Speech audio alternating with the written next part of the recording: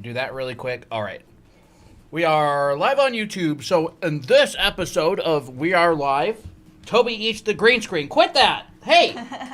We're just doing old school. Old school streams. Literally old school stream, which is what we used to do last year, which is we just kind of go live with no purpose and let chat dictate what we talk about, and then realize we don't really want to do what chat wants, and then we do what we want. I'm kidding. So yeah, you can ask questions or about art and stuff like that. Yeah. How's the music level and volume and everything? And we also have new weapons. Weapons of mass art. Weapons of mass instruction. Mass instruction? Oh, I love that. Wait, why is there like... What? Oh, it's because this light isn't on. Where's What are you the talking switch about? for this? Because there's like shadows on. It's down there. It's like a little flip switch. Okay. So how's everybody doing? What are we learning today? We are learning, honestly, whatever. I don't know. Whatever. Whatever you guys want. Let me fix this. Yeah. It's all nasty. Oh. You see a rare scene of Colton's back view. For the first time in a long time. Quit looking at me. I do what I want. Alright. Look at how cool this thing is. We 3D printed this. It's a very... It is every artist's wet dream to have this.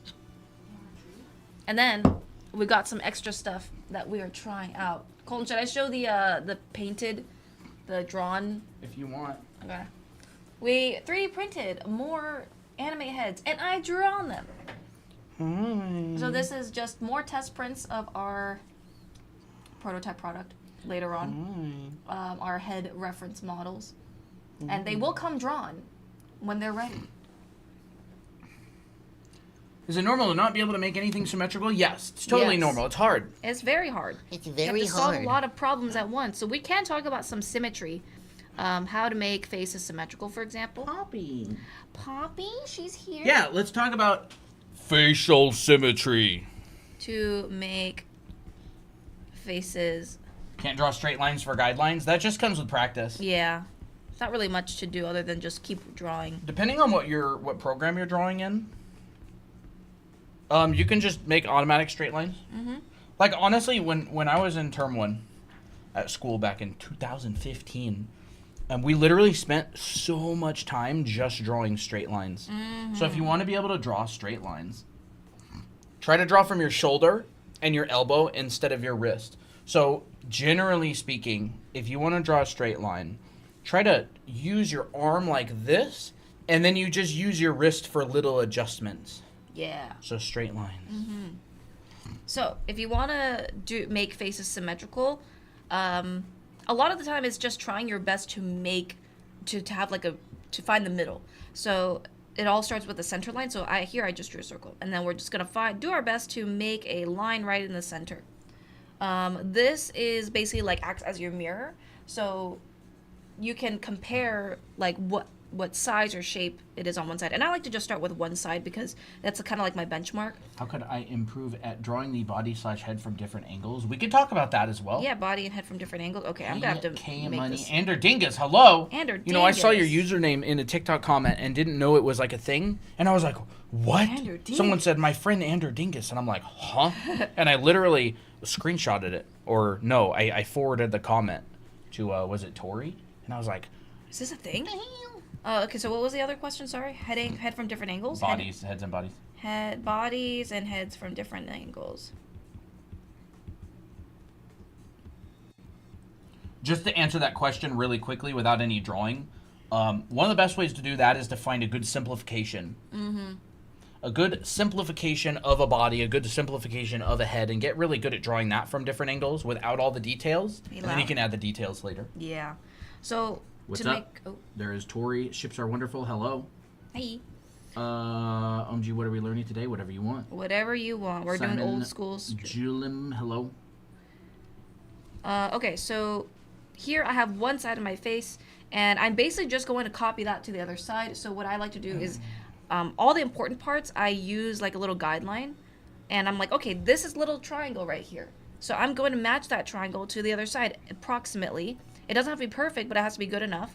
How can I do expressions better? Expressions, that's a great one. So we'll do that. Yeah, we're just collecting a couple of things to talk about during the stream. Maybe we get to them all, maybe we don't. Yeah.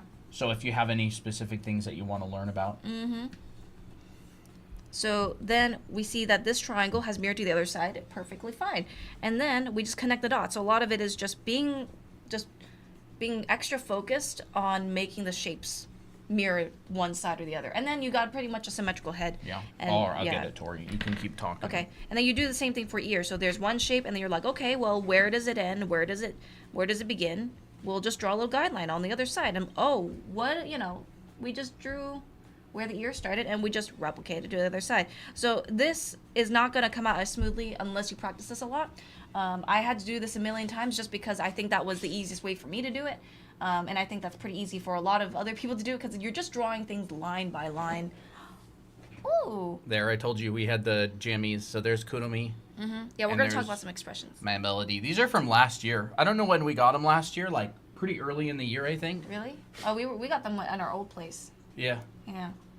So then all you have to do is just determine, where your eyes and noses are. They got that cute pattern. I know. We made them both dress as Kuromi pajamas. Yeah. So they match. So there they are. Eventually, we'll probably get a shelf in the stream room that holds them.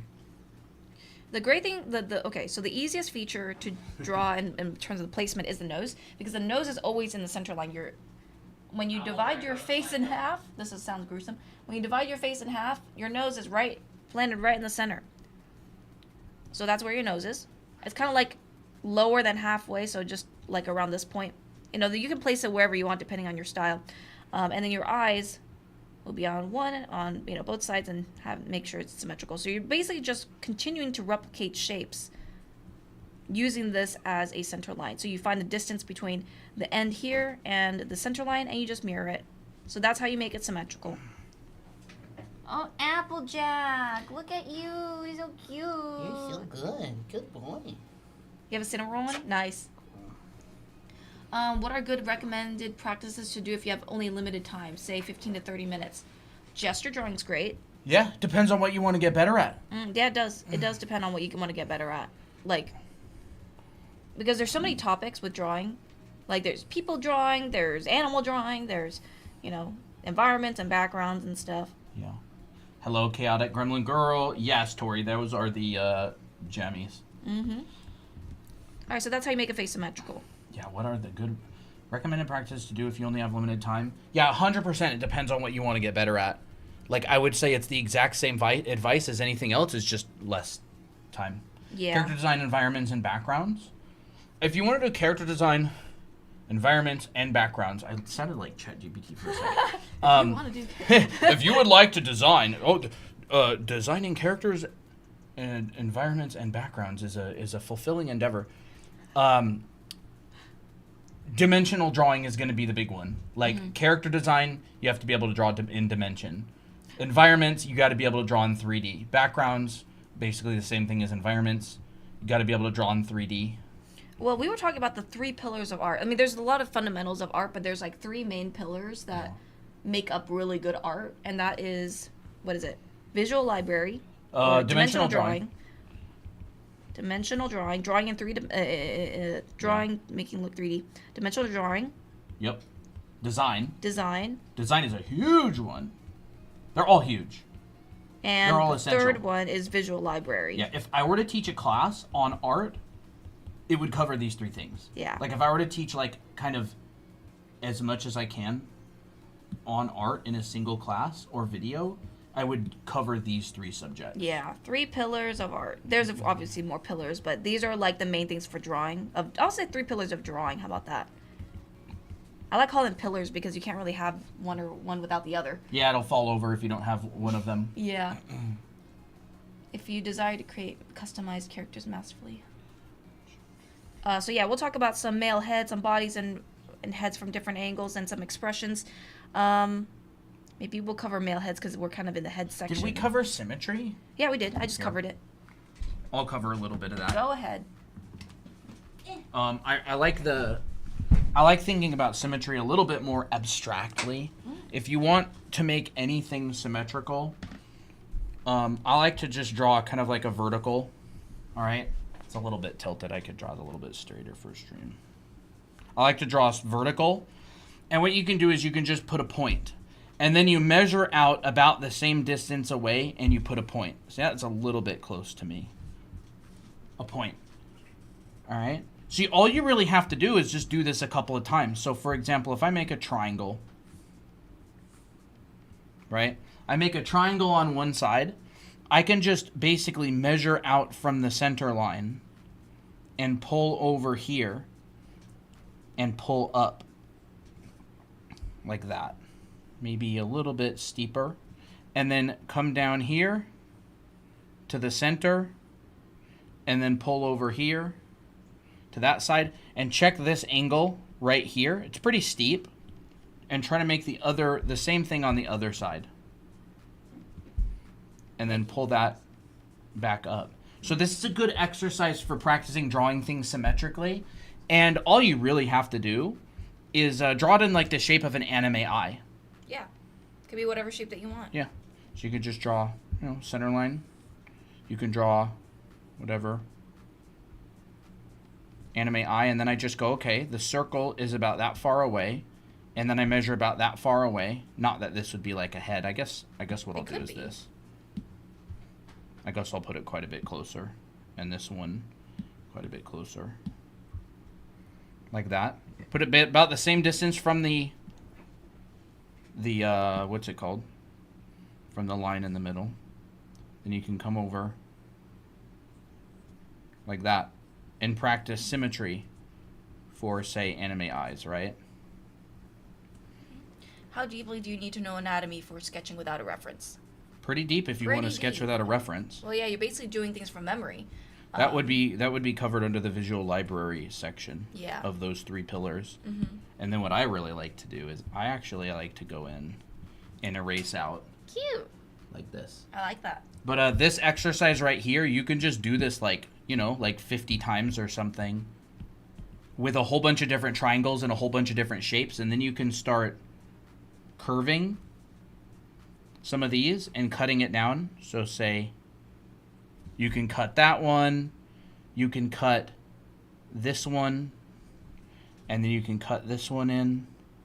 And you can draw these symmetrical organic shapes by starting with kind of an envelope and then carving into it. Oh, these could be wings, right? too. You can draw symmetrical shapes by starting with this kind of envelope and then carving into it. And I would do the exact same thing for anime eyes here. Mm-hmm. Actually, you can probably cover the drawing heads and bodies at different angles because you're pretty good at that. Like that sort of thing. Mm-hmm. Do you have a list for this stream? Yes, we do, kind of. Sort of. We have Right here. this. Bodies, heads from different angles, expressions. And male heads. Yeah. Drawing things from... How do you draw realistic drawings? That would be kind of categorized under like representational art. Which, again, it goes back to foundation. Like, if you want to draw something that looks realistic, you essentially have to be able to mimic the world. So, perspective, lighting. Proportion. Yeah, correct proportions, that kind of stuff. Struggling with drawing eyes in 3/4 positions. 3/4. Let's do this. Let's write some more down. 3/4 eyes. Mm-hmm. You could probably do that one pretty well. Yeah. Really? How do you need to know anatomy? I mean, if you want to draw it from imagination, you would probably... It depends how deep you want to go. Like, I mean, you don't really need to learn how to draw it that deep, but you need to understand the forms of the body. You need to understand the forms of the body, which leads us to the next question, which is bodies and heads from different angles. So I could talk about bodies a little bit. If you want to draw something complex from different angles, it would really be the same approach as like this right here, which is you start with something that's very simple version of it, and then you carve into it, and then you cut into it. So in a lot of the time, you would start with something simple, like a representation of the torso. We also had a question for drawing ears, so maybe if you want, you can put that down too. Who did? Ears? Spicy art on YouTube. Christina I knows can cover ears that. better. Yeah.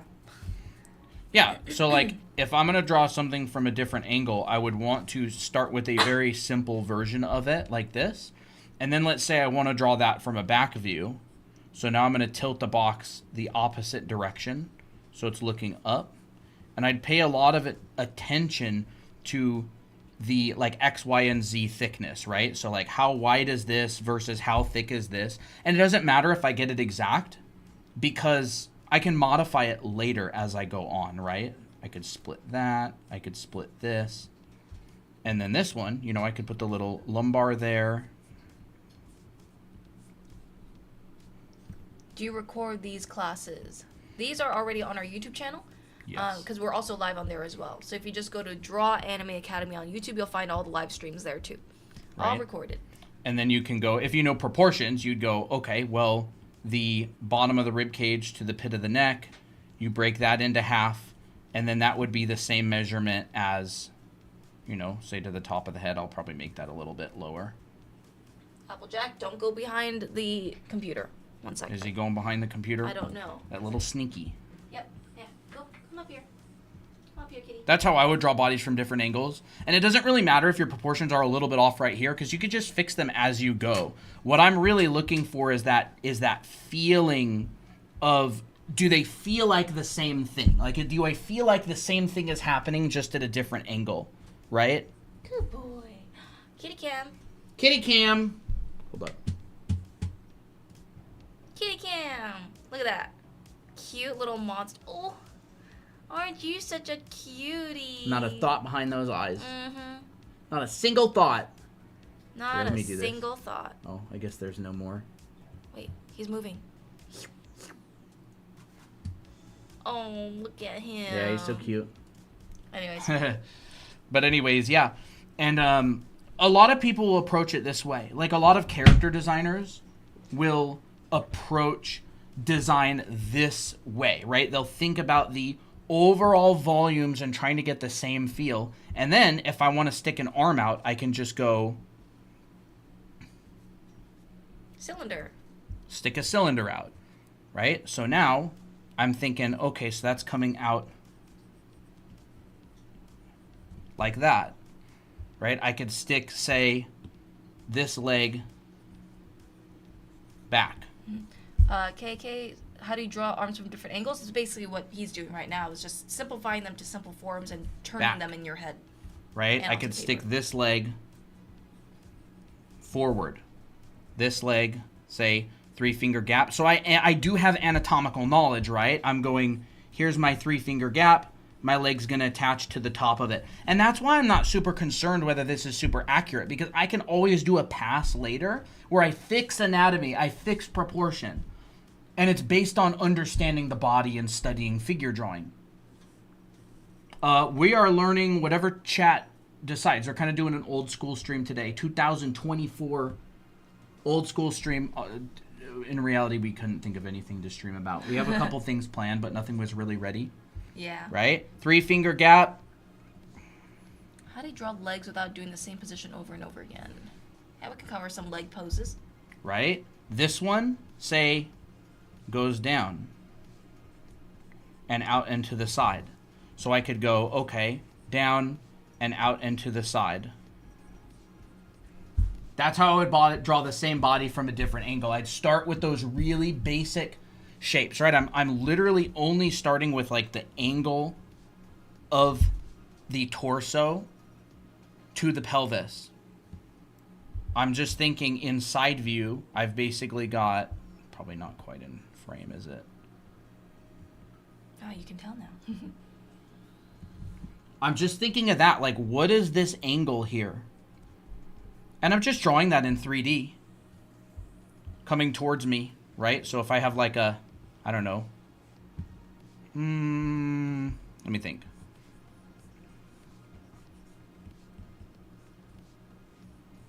Thank you, King and Scenics. Go for the follow. Like a 3-dimensional space.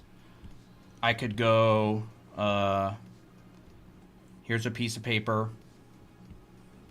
You draw hands this way a lot of the time too. Mm-hmm. To that. Right? And maybe this would be floating above. It's probably not the best example to use. But I'm thinking in 3D, right? And that goes back to those 3 pillars. Dimensional drawing. So being able to draw in 3D and being able to rotate objects in your mind, that comes with a lot of practicing, perspective, and, you know, all that. And then design would be like a good pose. That would also fall under visual library. So if you want to be able to draw things from imagination, you need to focus a lot on visual library, which is like your understanding of how the world works.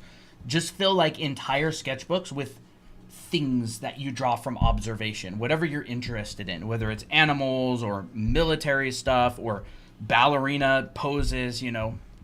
Even body types, whatever. Body types, face types, eye types, all that kind of stuff. Hey, board artist. Hey, Chio. So anyways, there's my little thing on, well, oh yeah, and heads from different angles. I just do the same thing. Wait, we gotta show our head. Yeah, our we head can. models. I would start with a circle, right? I would just start with a sphere, no matter what.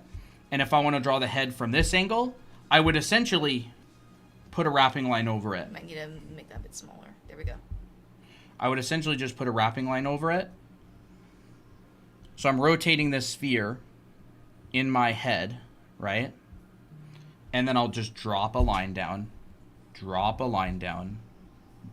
Let's just say drop a line down. Can they see all those? Not really. I'll just focus on this one then. Come down, put the jaw in, put the side of the head in. Come down, put the jaw in, bring it up, put the side of the head in. Not quite right. But again, easy to fix. The only thing I really care about is, do I feel like this is working correctly, like dimensionally, right? Yep. Ooh, thank you, Diella, Mendy, Maddie, Reggie, and Linker, and Unit, Unethical Doctor. Thank you for the follow. And it would really be the same thing with a box. So if I would want to draw a box, I would do the same thing. There's that front plane, and say this person is looking up. I can just kind of carve into this box a shape like that. Like there's a head looking up. Right? If I want a head looking down, you'd see the top side of the... Yeah, I'd see the top. That would get cut. And then maybe you'd see an ear like that. Maybe a tiny bit of that ear. So you can really break this down any way you want. It's totally up to you. If you want to draw a head looking to the side. I think the reason why drawing heads is so hard is because there's a lot of angles. It's not like... Our faces aren't flat, they're like kind of curved. So we have like our front side of our head is kind of shaped like a triangle. The cheeks are like going back in space. So when you're trying to draw that, even from a front view, it's very difficult to imagine. Like our jaw goes back in space, but we think it goes this way, but it's actually going back here. Behind. You can start slicing it up. Ooh. Cutting it into a little bit more of a head shape. However you want to break it down, it doesn't matter. There's so many different breakdowns of the head. Well, yeah. And again, I'm not really all that concerned with starting with something that's perfect. It's about modifying, adjusting. You know, we're taking a class from a really, really good painter. He's had galleries for 40 years. He's taught classes for a really long time. And he just starts throwing stuff down. And he just starts pushing it around on the canvas. And digital art is even more flexible. Where you, like, oil paint is very flexible. You can just scratch it off and start again. Digital art is even more flexible. Like, that's one of the biggest benefits of doing something digitally, is you can just completely restart. You can modify things. You can adjust things. But there you go. If you want to start answering some other things, you can. Here we go. You don't have to take those off. Oops. Whatever. Well, it's just because I want to keep your side consistent. There we go. Your chair's definitely a lot taller than mine. Oh, oops. Sorry about that. Stop stealing my headphones. Sorry. Kitty? I saw a kitty sneaking around. Which one? I have no idea. All right. Let's continue on to the next topic. So we did bodies and heads from different angles. How to make things symmetrical. Okay, I have not seen any comments in a long time. Look, it's my 2 favorite teachers. Hello. Hello. Thank you.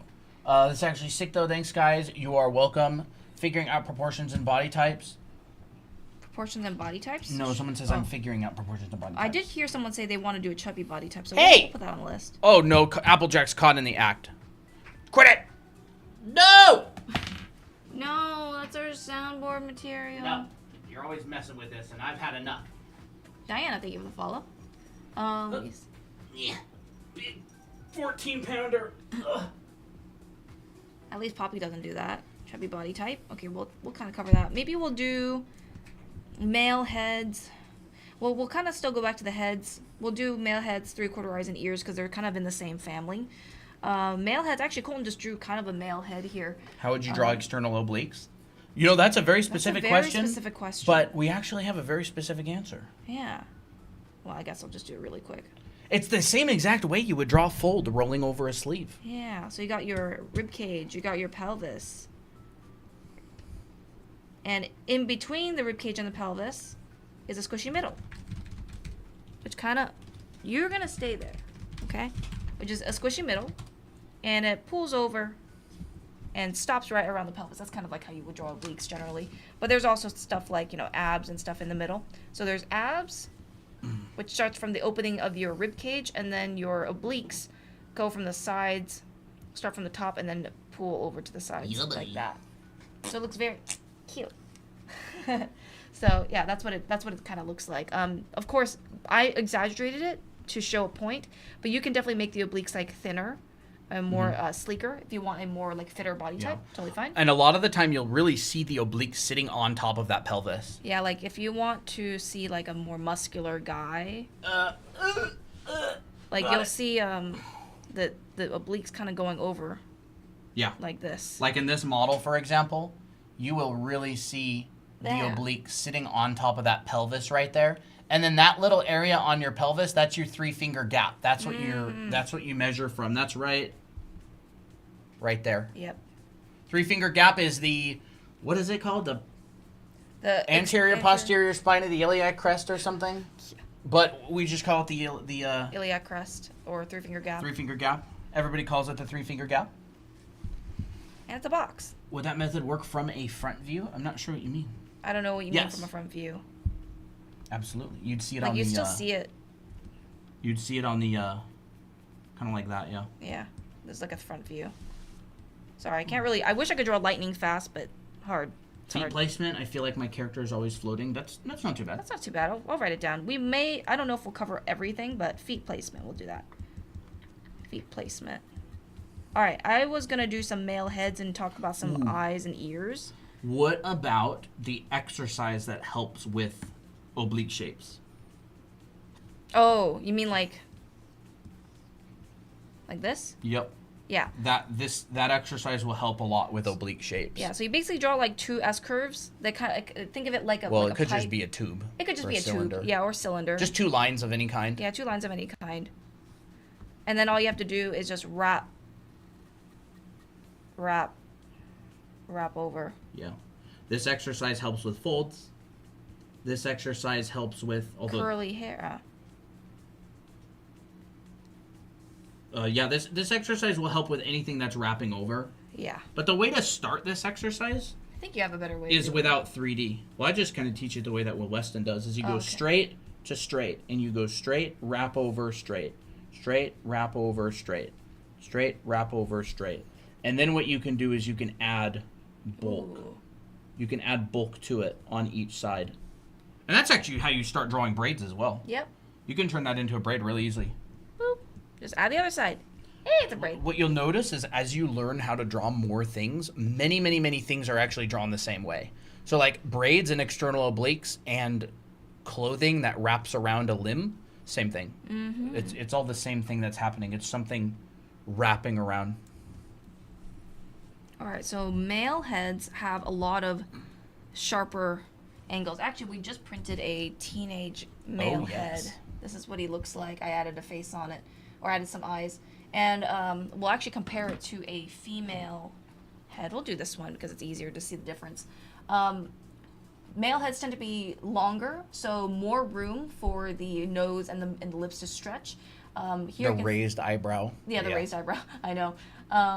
For female heads, you got to know the difference between male and female head in order to draw a male head. So it's just easier, right? So notice that for the female head, the nose and the mouth are closer together. This is more for cutesy head. And then the eyes are pretty big. But for guys, notice how small the eyes are in comparison to the ratio of the actual face. So keep that in mind. And then when we draw... By the way, chat, are you proud of me? I literally sculpted this head by myself. You did. You Yep. did it all by What yourself. about this one? Did I sculpt this one as well? I sculpted that one with Okay, your you help. sculpted it. With your help. Yeah, we both worked on this one. But all of the head drawings, all of the head practice that I've been doing... Funny thing is, never sculpted an anime head before. But just from drawing something a bunch of times, I then was able to sculpt it in Blender. Yep. And I did see a corgi. Who was that? Katsua. Thank you for the 2 corgis. Thank you. Guys, I'm literally telling you right now, drawing is 3D printing. It is 3D It is printing. the same exact thing. You are basically printing an image of something that's 3D. It's like the same thing. Like when I'm drawing in my head, if I draw a box, my hand's going like this in my brain. Yeah. But on the piece of paper, it's doing this. It's going flat. So yes, females can definitely have smaller eyes if you have like a more mature character. I have a mature character that has smaller eyes, it's more masculine. But for a lot of anime characters, you'll generally see bigger eyes. I wish, I think with anime characters, it's not really very varied in terms of like design and stuff. But with Western design, it's more like has a lot more variety. But you know, we're doing anime, so yeah, there's definitely not as much variety. Anyways, so we have smaller eyes that are higher up on the face. It's generally kind of like you can find the halfway point of the head, and that's generally where your eyes will be. It's kind of like a range. Like this is kind of the range that I'm thinking of for my male head. You can make it as big or as small as you want. Just make sure it's not too big, like going down here or going up here into the forehead. Just keep in mind of like your facial feature placement. Like your eyebrows are always going to be around the forehead area. Create a character with a coloring class? Huh? Could you create a character with a coloring class? You mean like coloring characters? Coloring characters and stuff class? Yes, this is Procreate, and you could get this brush in our profile. Yes, it's completely free. You can also get it on our Discord server.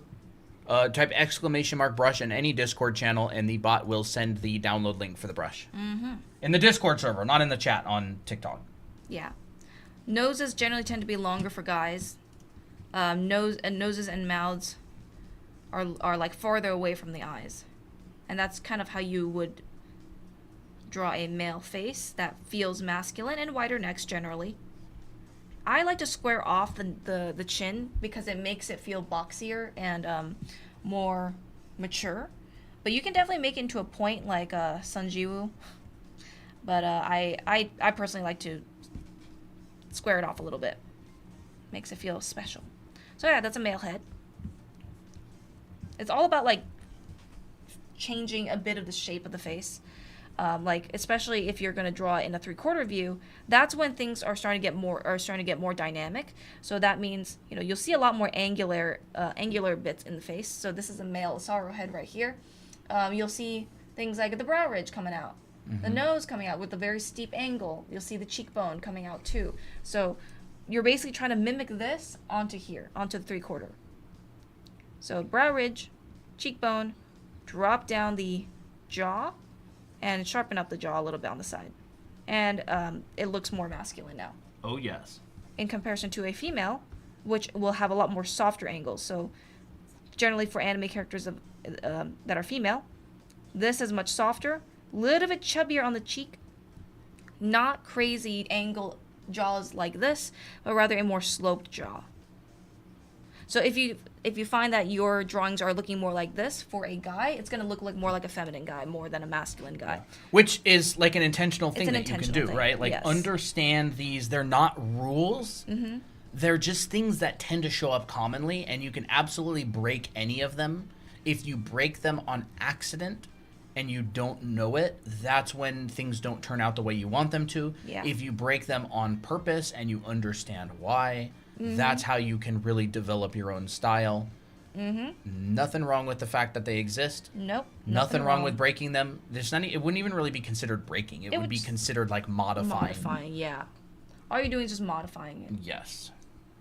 You know, like let's say if this is a more masculine guy, maybe I'll make a more feminine guy. So that means I maybe the nose will still be more masculine, so that means a more sharper keystone corner, maybe a straighter nose, but maybe the outside face is a bit more feminine and stuff like that. Yeah, like you can notice, for example, I'll just move this out of the way. There. You can notice, for example, the silhouette of this guy versus the silhouette of this girl. Where do I hold it Here, I'll so hold they it, can see both of them? There we go.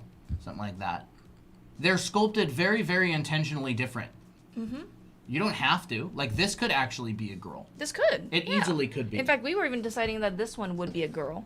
That was originally supposed to be a this guy. is actually, well, this is originally a girl, There we go. but we were like, this could be a guy as well. It's like, it's all about intention. Yeah, it doesn't matter at all. Like, you'll notice there's a lot of overlap all the time. This is where actually the people who have that facial structure comes up here. Oh, absolutely. Oh, yeah. And that's why we're like, yeah, there definitely is. We ain't going to argue with that. That's why I'm like, oh, showing the differences.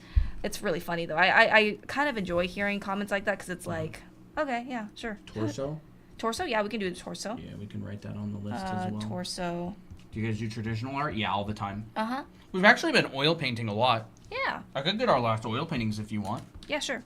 So let's talk about three-quarter. Yeah. I'll show chat. So let's talk about three-quarter eyes really quick, and we'll probably use this here. So notice that this is the front view. Things are really symmetrical. They're all about roughly the same size. But once I start turning this, you can see that there's starting to be some foreshortening happening. So if I were to draw the shapes, I can think of it like this. So you have like a plane here, and your shape looks like this from the front. And you just make sure that's just it's symmetrical. Pretend that this is symmetrical. As you turn, this center line is going to be pushed towards whatever direction that you want. And you can see that this space has become squished, and this, has become a little bit more stretched.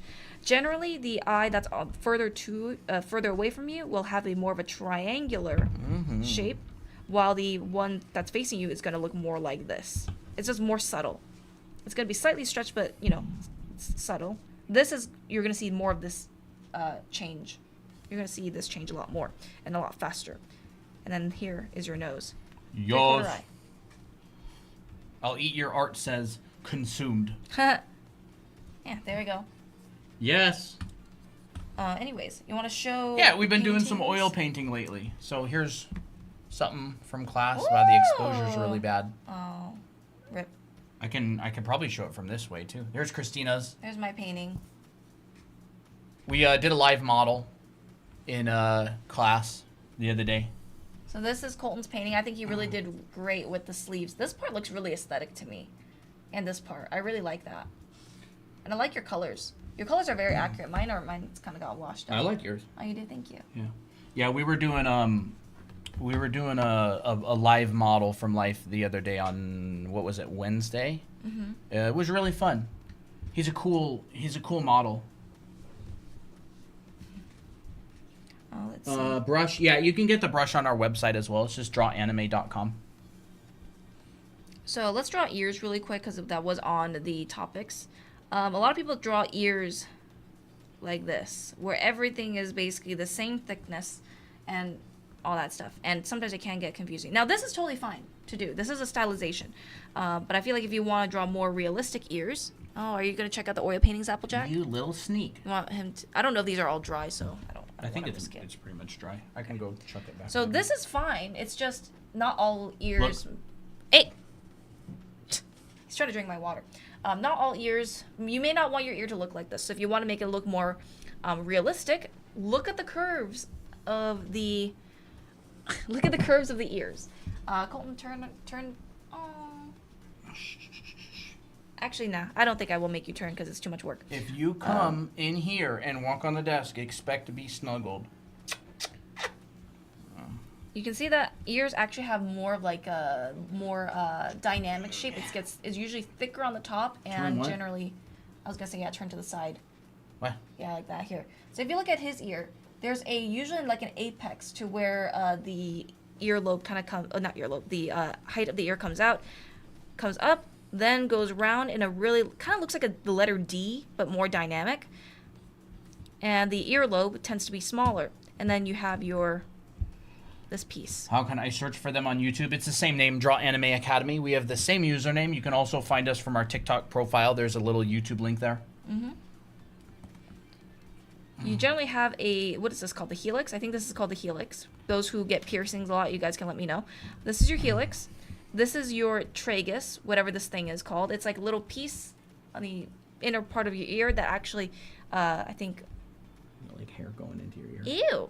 There you go. I think if you like, I don't know, I think it bounces the sound around into your ear. And then you got this part, which I think confuses everybody up. I forget what this is called, but... Is that one the antihelix? Antihelix, yeah, I think that's what it's called. I never studied ears, so it's my guess. Yeah, so this part bulges out. So if I drew a ear from the front view, this part comes out and then goes back in. And it kind of looks like the letter Y, but it's like twisted. And so there's like a little there's like a little cavity in here. This comes out and then comes and it goes into the ear hole. So that kind of looks like that. That's an ear. That's how you would draw it. Where can I buy the 3D head you use for reference? Sorry if I missed the answer. Oh, we're actually, so you can't actually buy these yet, but we are going to be selling them. These are like some test prints you can see. This is batch B. So these are test prints of anime heads. We made a whole bunch of them. This one's kind of like a Miko one. Yeah. But we're actually going to be selling them later on. We're building a class and doing test prints right now, but you'll be able to buy them on our website eventually. Ooh, that's a nice one. Yeah, there's an angry expression. Yeah. And you can look at them from all these different angles and see exactly what you would see with the eyes and stuff like that. There really aren't a lot of really good like anime head references out there. Yeah, so we're making them. We just decided to make them ourselves. Mm-hmm. New here, do you guys do traditional art? Yes. Yes, we do. I actually answered that question a little bit ago and showed some oil paintings we did. Yeah. Hi there, Applejack. Okay, so we got 3/4 eyes, ears. Now we don't usually teach this super in depth. If you want like super in depth stuff, that's like a college level stuff. You would find that in our anime art school.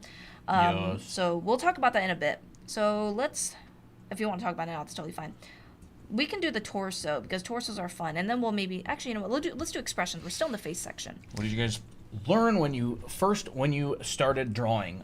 I would recommend, if you want to become a proficient artist, dimensional drawing is one of the most important things. If any of you have ever heard of Art Wad, that's almost exclusively what they teach, is like dimensional drawing. It's so incredibly important.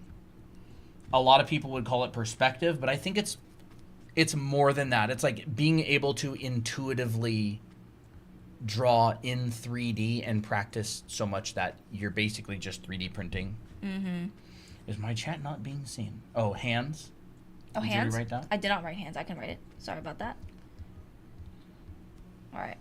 So expressions is all about, I was going to say feeling, but then I'm like, that's not very descriptive. What's about? Expressions. Oh, it is about expressions. feeling, but it's about the impact that you see when you see this expression. So a lot of it has to do with energy. But I think first you got to think about how to contort the different facial features, right? Like, for instance, angry, happy, angry, and sad eyebrows will have different angles. Happy will come up and look very open, and the energy is going like this. It's going outward. I'm drawing really messy arrows. Sad ones will always be drooping down for the most part, unless like they're really mad and stuff. But then that's the part where you can start mixing and matching these things. But generally, sad expressions, you always see that the eyebrows go up like this. That feels sad. Actually, if you look at like dogs or even cats, sometimes or an anime dog or cats, if you like look at their expression, sometimes if you see like a sad cat or dog, they'll droop their ears like this. They'll be drawn with their ears like this. Sad cat. Right? And it looks sad because the energy is going downward, drooping down like rain falling from an umbrella. It's like that. So you got sad eyes, sad eyebrows.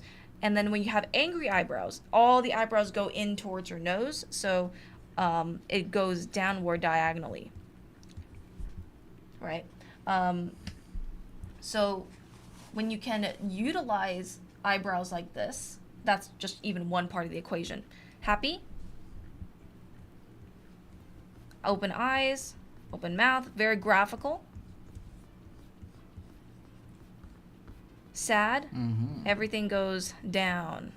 Or you can do closed eyes too. Yeah, You even can closed mirror- eyes. You could mirror the eyebrows and the happy Yes, expression. actually, you can. So, like, you'll see a lot in anime, or even in, like, cartoons. Yeah. They'll have eyes that look like this, Yeah. and that Heck, mirrors the shape. If you look at a the jester eyebrows. mask, Oh, jester mask. snaz. A lot of the time, it'll even I don't know what those are called, but they'll be like that. Yeah, and they all have this kind of, like, crescent moon shape. Yeah, like that sort of thing as well. Like happy, uplifted, very very good spirits. You know, neutral would be more like less curves. You know, you can even make the eyes more straighter. Nose and even mouth expression is like very minimal curvature. This is kind of feels like neutral. But everything has a pattern, right? You can even have sad where the eyes are curled up like this and maybe they're wailing and they're like, wah, I don't like this. I want to go home. Wah. Like that. You know, that's a baby crying. Mm-hmm. And then angry, eyebrows angle down. Eyes are squinted and they're snarling. And really try to make use of making things asymmetrical. So like notice how this mouth is not symmetrical at all. One side is bigger than the other, and that makes things feel more interesting. You know, even if I drop this mouth down, I'm keeping this shape dynamic by adding a lot of curves and adding a lot of movement. A lot of energy coming towards the eyebrows and then coming out towards the mouth. And stuff like that. Expressiveness is really just like learning how to transfer energy in your drawings. Yeah. You can even turn your hatching and give it a direction to make things feel more energetic, right? But I think a lot of it, confusion. There's a There's a bunch bunch of of different different ways you could codes. show different ways. confusion. Like you can have an eyebrow that's raised. Yeah, you could definitely show confusion like that. Eyes are like wide. This really asymmetrical. Or you could even have their eyes completely like spiraled, like question marks in the eyes. There's a lot of ways you could interpret that. You can even do this. Yeah. And wiggly eyebrows. Like you're almost like you're really overwhelmed. Yep. Like the one on the left kind of feels like you're thinking about it. The one on the right feels like you're done thinking about it. Like you can't think about it. There's nothing left to think about. When people think of perspective, they go like this. Yeah. They have little boxes flying around. All they can see is that. There's multiple ways that you can express the same emotion. It's all about the context. Yeah, laughing expressions. Laughing expressions? How could you show confidence? Artemis, I feel like a really good example of the confidence one is the Mickey sticker. Yeah. This one? That one that I just posted in general one. Like that? Yeah, that's exactly it. Like Smug. that's a good one. Yeah, that's a good one. Confident, smug. So actually laughing, if you actually make the laughing eyebrows go upward like they're sad, it actually makes the expression feel more emphasized. Because maybe it's almost like it's going off script. So the more that your expression goes a little bit off script and you can combine it with other things, it actually looks more dynamic. So generally when people do laughing expressions, they'll think, oh, I'll do the eyebrows like this. And that is totally fine. You know, that's just very in-your-face type of laughing. But if you just change it up a little bit, make the eyebrows more like that, and maybe even add some blush and little happy noise, what was it? Happy symbols like this. Now it feels like they're laughing so hard that they're about to cry. Like that. Mm-hmm. Feet are hard to draw, feet or shoes. We could talk a little bit about how about simplified feet and shoes. Yeah. What brush do you guys use? You can get it for free on our profile on our website, drawanime.com. There's a download link there, or you can get it in our Discord server. Mm-hmm. A lot of ways to get it. It's totally free. By the way, if anybody is new and they want to join the Discord server, we have a bunch of art share channels. There's, people have fun and draw together and stuff in the voice chats and everything. Mm-hmm. You can send us a direct message on TikTok and I will send you the invite link. Just Yeah. ask for the Discord invite. And you can also get the brush there. Now that I think about it, did I ever announce that we went live today? Did we? Did I you? don't think I did. So we'll talk oh, about yeah. the torso. Wait, no, I didn't. We didn't. Well, thank you. That's people a who are great- joining that is new. You Yes. guys are amazing. Thank you for Yeah, joining. just send us a DM, ask for the invite, or you can get the Discord invite on drawanime.com. Mm-hmm. So we'll do a torso, and then we'll also talk about like how to chubify it a little bit, because someone was asking about that. Torsos. There's a lot of stuff that goes in torsos. So let me think about how to break this down. We were actually Colton talked a little bit about torsos right here, and this is a lot of time how I would also simplify torsos, which is in boxes. But if you want to do like anatomy and stuff, there's really just a few muscles that you need to think about. Could we go over arms? Yeah, we'll put it on the list. We'll see if we get to that point. We have a lot to cover. So torsos, they range in body type, but for the most part, all you have to understand is the proportions of a torso. The upper body or the torso area is, you can just draw 2 boxes or draw a line. How about this? Just draw a line and use this as a ratio. Let's say, okay, this is how big my torso is. Now I'm going to divide it in half. And now I got to make sure that these are 2 equal widths. And now we got basically 2 squares or 2 boxes, whatever, rectangles. I tend to use a rectangle for a torso because I find that if I put them all into a box, it looks too wide. So I chisel it down a little bit and make it a little bit narrower. This will fit your rib cage. Halfway on the second box is where your pelvis starts. Hey, there's a torso. Yippee. Yippee. And so you can use this proportional method. All right, Cotswell, have a good one. Thank you Bye, for the Cotswell. gifts. Yeah, thank you. And then you can just draw a box in 3/4 or whatever perspective that you want. And you're like, okay, this is my rib cage. Here's my pelvis. It's a little bit shorter. Ah. There's a torso, and then here's like our little squishy middle. May I ask, is that true rendering? Some draw are based on device performance. I'm not sure exactly what you mean. Thanks for the tip. Got to study up. Feet. Hello from Brazil. Hello. I saw you guys have a drawing book on Amazon. I'm super happy it's available in Canada. Awesome. I'm Yay. obsessed with drawing books. Totally buying that. Will you make more drawing books covering different anime genre tutorials? Yes, we're planning on making a book 3. We actually have it loosely planned, but we haven't really started working on it because we've actually been working on, you know, this project right here where we're actually modeling and printing, 3D printing head references that people can purchase. This is cute. That one's a really cute one. And we're building a head drawing class, so we're getting all these heads built and made. I actually really like the guy one a lot. Oh, you do? I think it has a really nice profile. Yeah.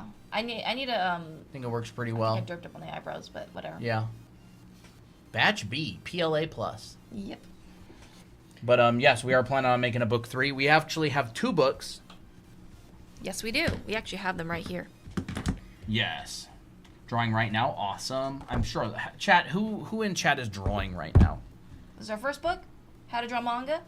It's this Yup. girl with an orange sweater, and then our second one is How to Draw Characters. Oh yeah. Yeah, so this one covers character design and designing your own OCs, and covers design principles. In fact, let me just flip to this point.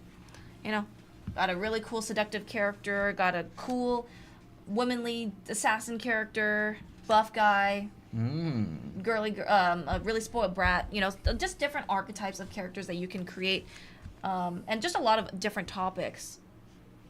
So stuff like that. I love this book so much. It is our passion to do this kind of stuff. Graphic design is Graphic my design, my passion. Yes. So as I mentioned about torsos, there's only a few muscles that you can draw to just get started really quick. Starting with the Oh, neck. awesome. The character one. That's my favorite. That's my favorite too. That's my favorite one too. So here we got the traps. It's your part of your back muscles, but it appears on your shoulders. It's kind of like a diagonal trapezoid. Diagonal trapezoid. What am I talking about? It's just like it kind of looks like a trapezoid on your torso. You got your pecs, which is on your chest, and that generally ends right before the opening of your rib cage, and that also kind of looks like a trapezoid. Those connect to the clavicle, Those connect to the and they connect to the clavicle. humerus. Yeah. It's kind of messy. And they connect to your rib cage. Mm-hmm. And the pectoralis minors underneath, and that connects to the rib number 3, 4, and 5. You know all this stuff. Yeah, I did an in-depth study of the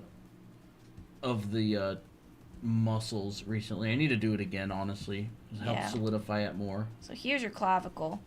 Here's your pecs. Here's your deltoid. It's very rough, unfortunately. I wish I could draw a bit cleaner. And then you got your rib cage muscles, but we're not going to talk about that because that's a lot of stuff. Generally, you have your opening of rib cage, and then you got your abs, which is around the center. This is your center line, so keep that in mind. It's like, drawing. The body's symmetrical, so make sure that the abs are generally the same size on both sides. And then here are your obliques, which we talked about obliques earlier. External obliques. And there's a torso.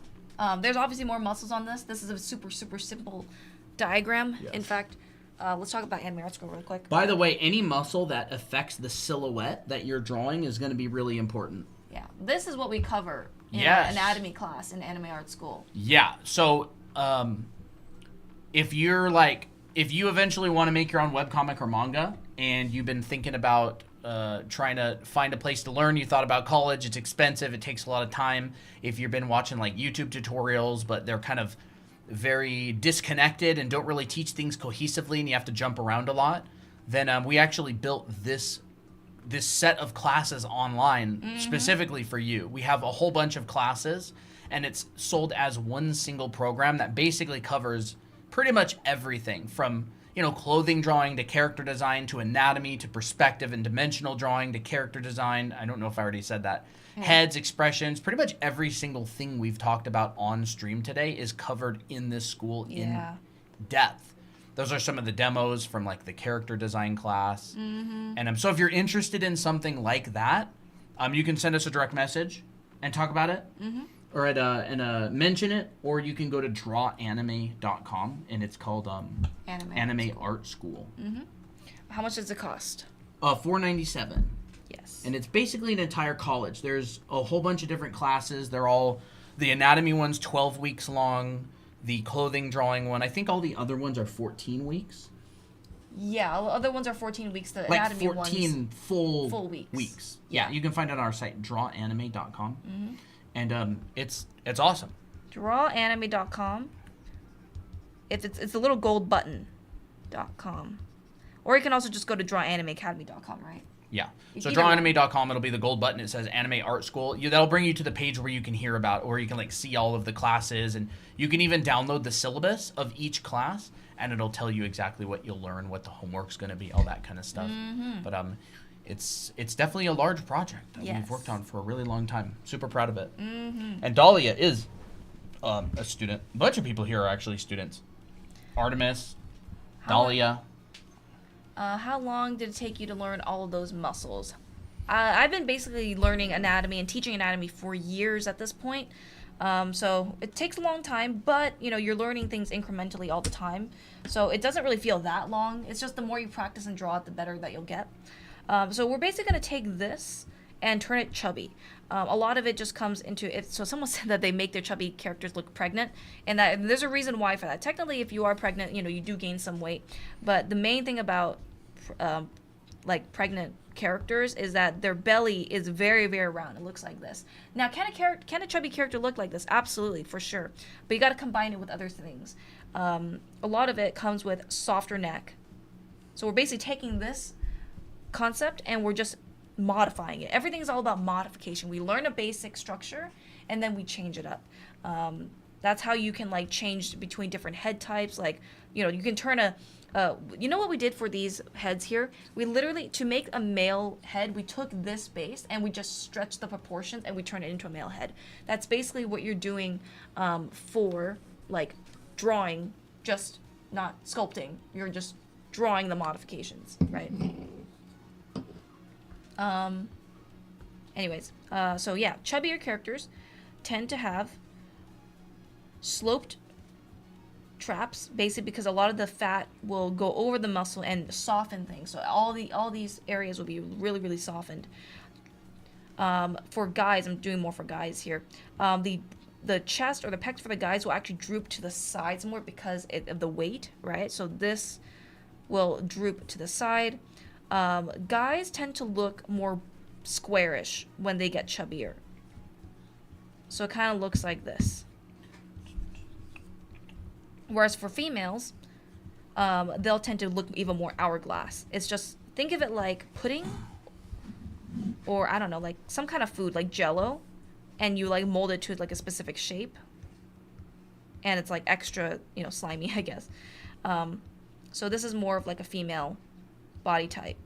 More curvature, more cushion in this pinch area. This is a horrible drawing, but you get the point. What other questions do we have? We got hands, simplified feet and shoes, and arms. Awesome. Yeah, so we're moving along.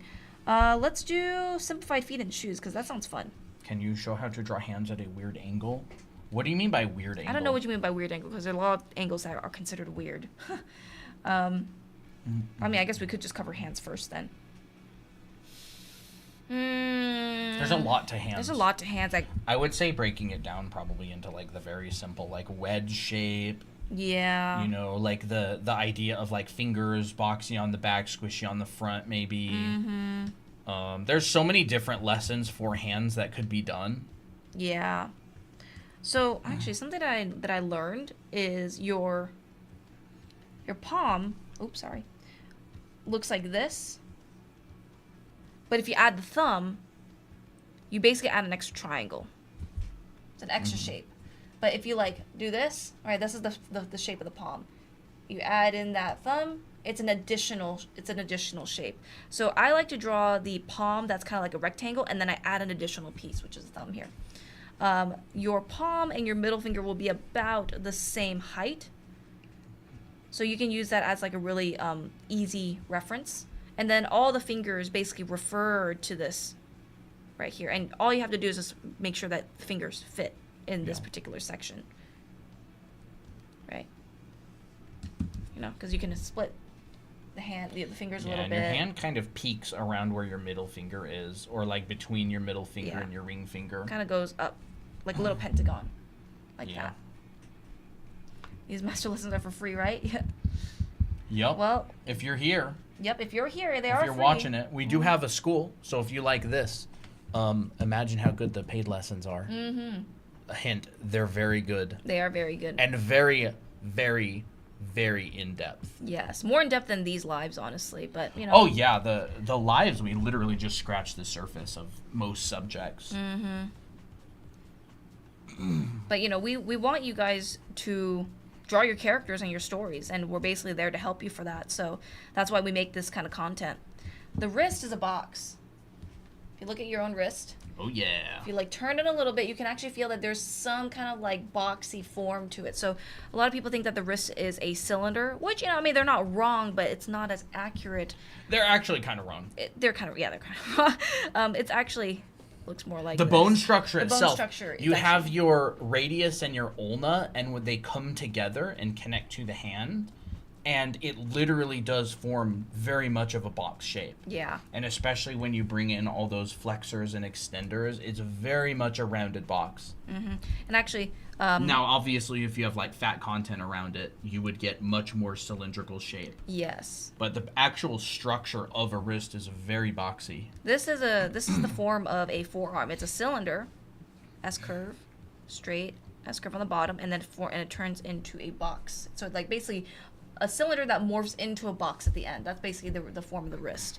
And then, if you want to draw hands really simply, you can just go in and draw different planes and different perspectives. Yeah. Like this. You'll get about 15 degrees of wiggle. Yeah. Left and right. You'll get about 90 degrees this way, maybe a little bit more, and you'll get about 45 degrees back. Now, you can press your hand and make it bend further going backwards, right? Like that. But if you bend a person's hand further that way without something pressing it, the hand will tend to look broken in a drawing. Yeah, and then people get Now, distracted people by that. can actually bend that way. Yes, It's just when you draw something that people aren't used to like that, it tends to distract people. And so unless it's intentional and that's the point of the image, you may actually distract them from what you're trying to say by the image. Yeah. It's kind of like reality is stranger than fiction, where you don't have to make everything super realistic in your drawing. Like, I think people tend to suspend their reality when they see a drawing or even when they read a story. So let's say if you have like a crazy moment in your story that technically is realistic, but people don't believe it because they can't fathom that it's actually real, even though it does happen.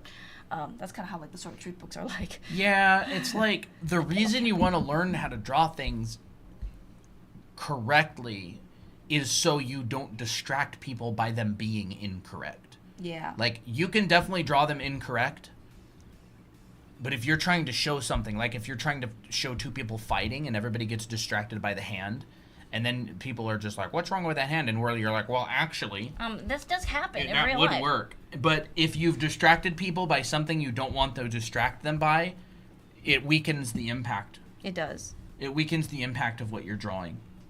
So you could totally do it. Most people do it on accident without realizing it.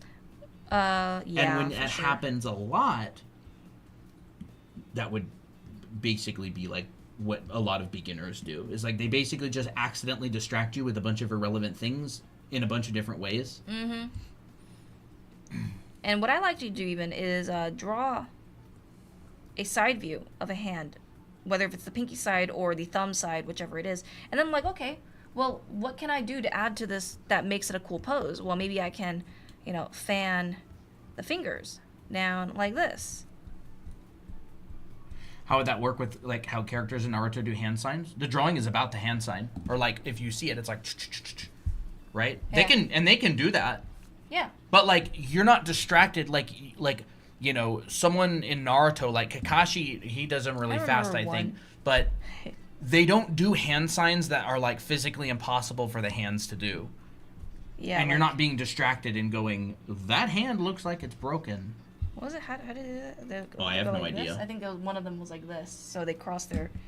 Like that. Yeah, they kind of interlock their fingers. I can't draw super fast. I wish I could, but yeah, it's possible. They just interlock fingers and they find the basic shape of what the pose is doing. And yeah, even though this is not like a perfect hand sign, Emma, you can kind of tell what it's doing. I think I saw Tira say hi earlier. I forgot to respond to Tira. it. Tira! Hi. Hey, Emma Wemma. If you want to draw fingers, it's flat on top. So you're basically drawing those planes again in different perspectives. The bottom, squishy. Yup. They basically look like that. Yeah. Well, actually, this. And the length of the fingers is every consecutive segment is about 2/3 of the previous one. Yeah. So it's like. Let me think. Let me see. Yeah. So, for example, you draw a line. Let's just say we draw a line, right? 2/3 of this line is the next finger segment. And then 2/3 of this line is the next finger segment. So it tends to look like this, and that. So like this would be this joint, this would be this joint, and this would be this joint. You don't have to be super accurate with it, but that is technically generally how long they are. Unless I drew it wrong because I'm at a weird angle. You could fix it if you want. Yeah, I got it. I just drew a finger. Oh, wow, a finger! With good proportions. I actually always thought it was like... Don't mind me screenshot this lesson. Yes, and if you also want the final image of the lesson, all of these get uploaded to our Discord server full resolution in live demos, which is towards the top of the Discord server. Cool. It's in a channel. And you can also find all of our past lessons, including awesome fisheye lenses, fisheye lens drawing, hair, anatomy, color theory, drawing characters at extreme angles, clothing, costume drawing, the 7 basic folds, anatomy. There's a lot of stuff in there. What? Would you say that you could take this? Hold on 1 second. Take a line, divide it in half. You're asking me about hand drawing? I'm like the worst hand drawing artist ever. I'm talking about proportions. Oh. So like this for a finger. So like what if you divide this, divide that in half, and then divide this in half? Would that be pretty good in terms of proportion or no? I don't know. I don't know. I'm not a mathematician. I would say it looks pretty accurate. Maybe. It kind of looks accurate. Wait, is that the finger? Oh no, that's the knuckle. Yeah, that's the knuckle. Seems relatively. It's like oak. It's like. It gets the job done. It doesn't have to be super accurate, but it gets the job done. Looks like finger segments. So, anyways. You cover character silhouette design in your second book. We do talk about silhouettes. A lot of silhouettes are kind of created through basic shapes. So, like, yes, but we don't do a bunch of, like, strictly just, like, black silhouettes of characters. Yeah. Most people don't really teach character design that way. No. The way that we teach character design in our second book, in one of the chapters, We'll talk about feet and shoes next. I don't even know where it is. But you can't sleep all. Maybe This would be very silhouette focused right here, for example, like these triangles, and then turning it into a character. we do talk about And some then silhouette in the anime art school. Yes. This is very silhouette focused here, and then it's turned into character like that. So there's a bunch of examples of those where it like starts with these kind of primitive shapes that are very silhouette focused, and then gets slowly turned into characters. That's like basic character design, what you would learn in any character design class. I really like this one right here. Which one? The which one? Yeah, it's a bunch of triangles. Yeah, bunch of triangles put together, turned into Autumn Witch. I think I bumped the microphone. Nah, that's fine. The online class is expensive. If you think that it's expensive, then I guess it's expensive. I would say, like, for us, like, as art instructors, our classes are basically very, very cheap. Oh, for yeah. what you can get. A lot of classes that They're inexpensive. yeah, they're inexpensive. Related to or in comparison to other classes, what you would get, it's very inexpensive. Yeah. Love the Fall Witch. I do like that one. So just to give some context, a lot of the time, like, if you just take one, like, 8-week class, one 8-week class on anatomy is generally like $500 to $600. It depends on the teacher. Depends on the teacher. Sometimes I think the cheapest that we saw was a 6-week class from Will Weston that was $585. Yeah, you're right. That's actually 6 weeks. It is actually 6 weeks. Sorry about that. I mean, if you take a class at Brainstorm, an 8-week or 10-week class is like $800 or $900 for just a single one class. For just one class. If you take like a recorded version, I think there's an anatomy class out there. The single anatomy class, that's, I don't remember, I think it's 10 weeks, is like 320 or something. That's the one. Yeah. We buy a lot of classes. We do buy a lot of classes. And then we basically take all of our favorite stuff and teach it. We've had so many teachers, it's like you won't even believe it. We still take classes to this day. I love learning and I love teaching. And every time we learn something new, we just can't wait to get on stream and teach it. Yeah. And put it in a class and do all that. Yeah. So this is our pricing. So it's Anime Art School. But it's all there are 7 14-week classes, and you get them all for $497. Oh, yeah. So that's our pricing. Yeah, it's like an entire college. Mm-hmm. It's like an entire college. But it's totally fine. Like, Totally fine if you you know, think it's expensive. it's totally up to you. Mm-hmm. You're going to have a really, really, really difficult time finding free resources that are organized and structured. Yeah. You could probably do it. It'd take you 10 times longer. Yeah. So, that's kind of just some context with classes. Like, at the very least, you'd have to buy hundreds of dollars in books. Yeah. Yeah, for sure.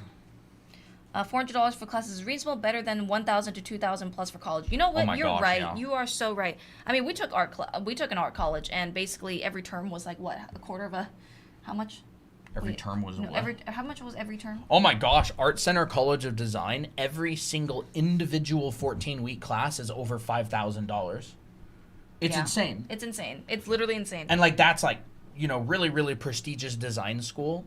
And we've taken the classes there, like a lot of them. Mm-hmm. And then the same teachers teach the same classes at different schools for a fraction of the price. And they're still way more expensive than what we're selling ours for. Yeah. But it's just crazy. Yeah, if you want to find classes online that are really good quality, they're definitely going to cost you, but they're pretty much always worth it. Yeah. I mean, have it forever. At least for ours. But yeah. No, I mean, like a lot of the classes that are out there are worth it, for yes. sure. Yes, for sure. For sure. Yeah, like I think classes are so incredibly valuable that if I didn't have any money, I would literally just go get a job just to save for taking paid classes rather than trying to learn for free. Because, you know, you just can't beat that experience. Like, you could take a class from someone who has years and years of experience. It just, you can't beat it. Yeah. It's kind of like getting a free version of a game versus, like, the paid version. Free version can only do so much. But you can still do a good amount.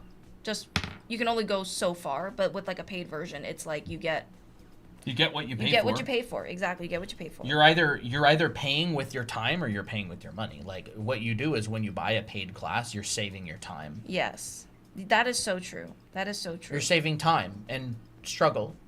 And there's so many things you learn in classes that you would never figure out on your own. You'd never be able to figure out a lot of that stuff. Like, you'd never be able to learn, you know, you'd have to literally, like, I don't even know, like, cut apart people's bodies in order to learn a bunch of anatomy stuff.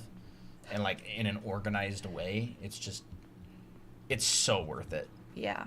And not even like ours. Like, if you are a person who wants to do art for a living and get really good, taking either a mentorship or paid classes in some capacity is, like, absolutely necessary.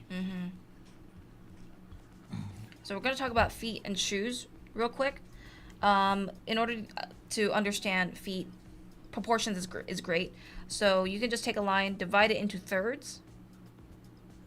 This is kind of like the base of your foot, and then your toes are an extra attachment.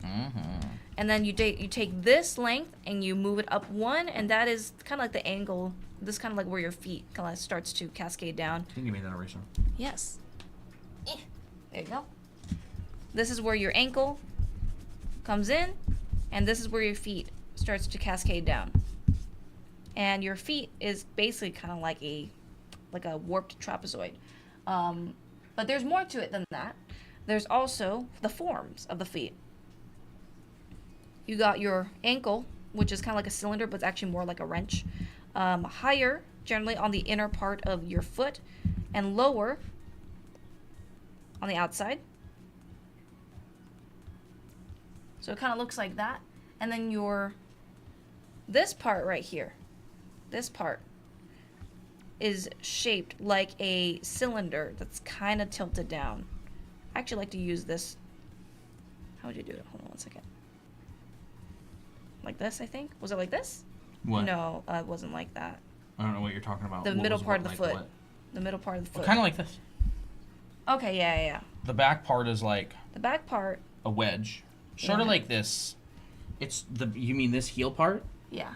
The heel part is sort of like this. Yeah. It is kind of like that. It kind of looks like that. Yeah. So there's a bit of an arch in here. And then here's your heel. And then your toes kind of pointed generally. And then you could basically just draw shoes on top of this. This is kind of like where your big toe.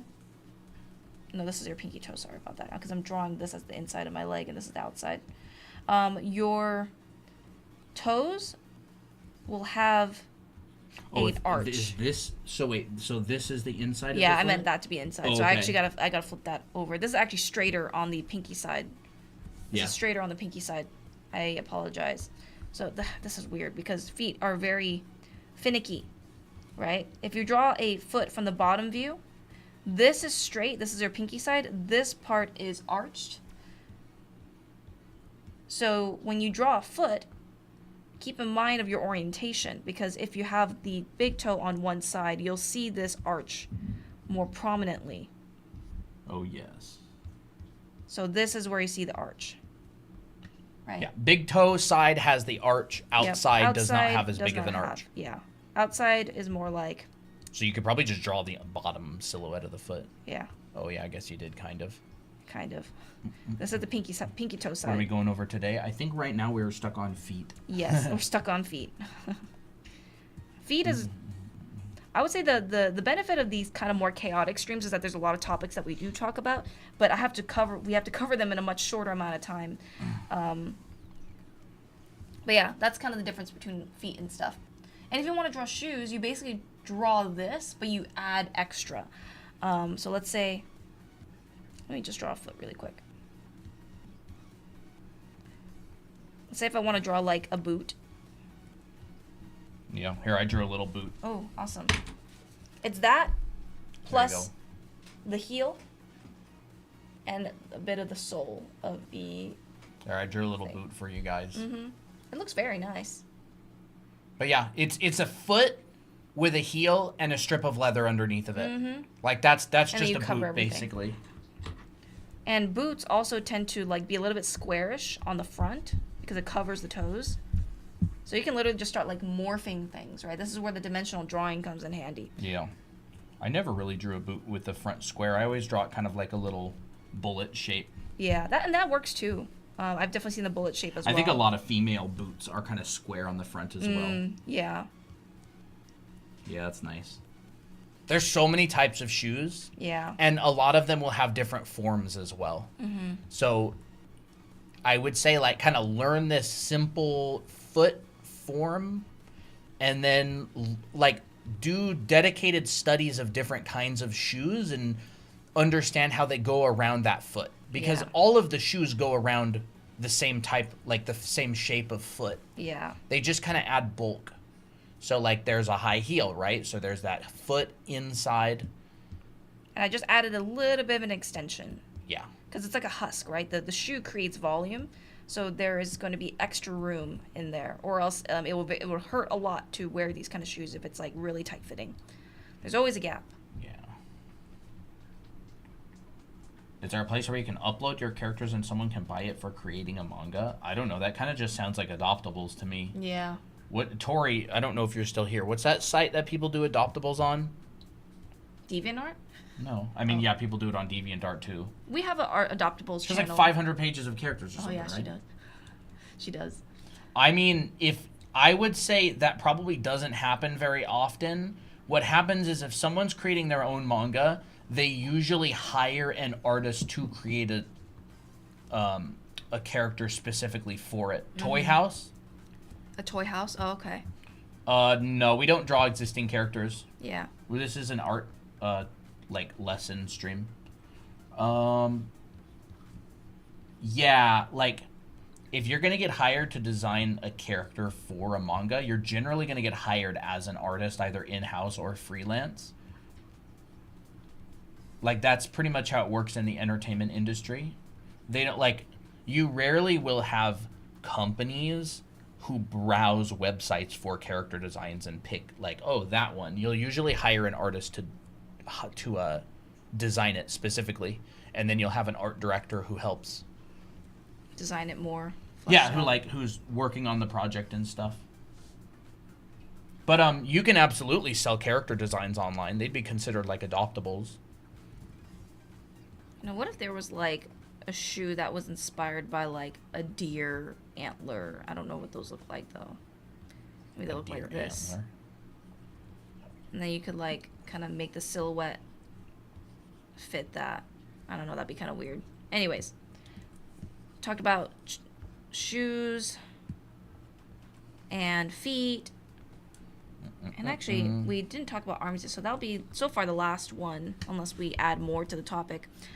Arms, we did talk about arms really quick, so I'm going to actually show, we talked about arms, I think, earlier in some of these streams, so we'll show it really quick. I think it was in here. Yes, it was in here.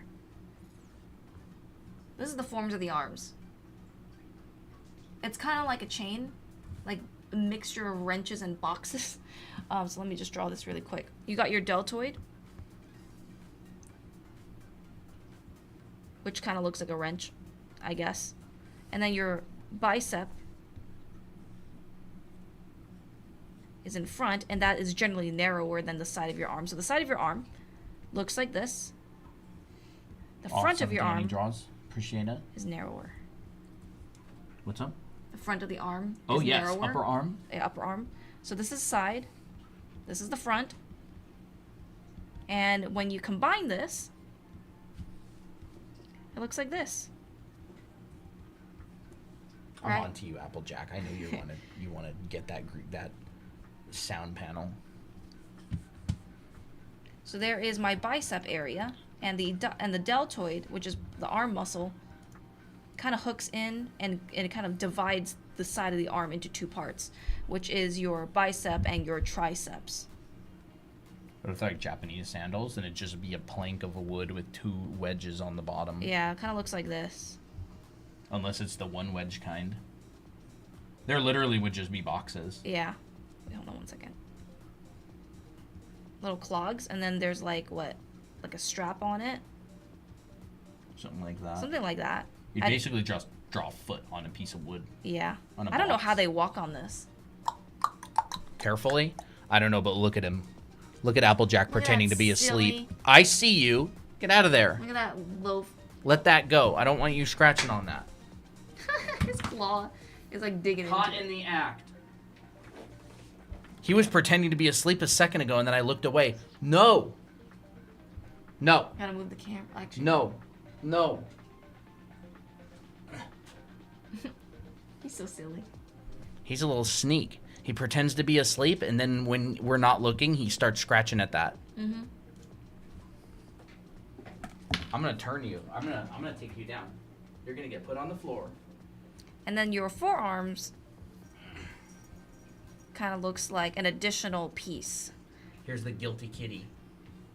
That kind of looks like a wrench. A lot of wrenches in arms and feet.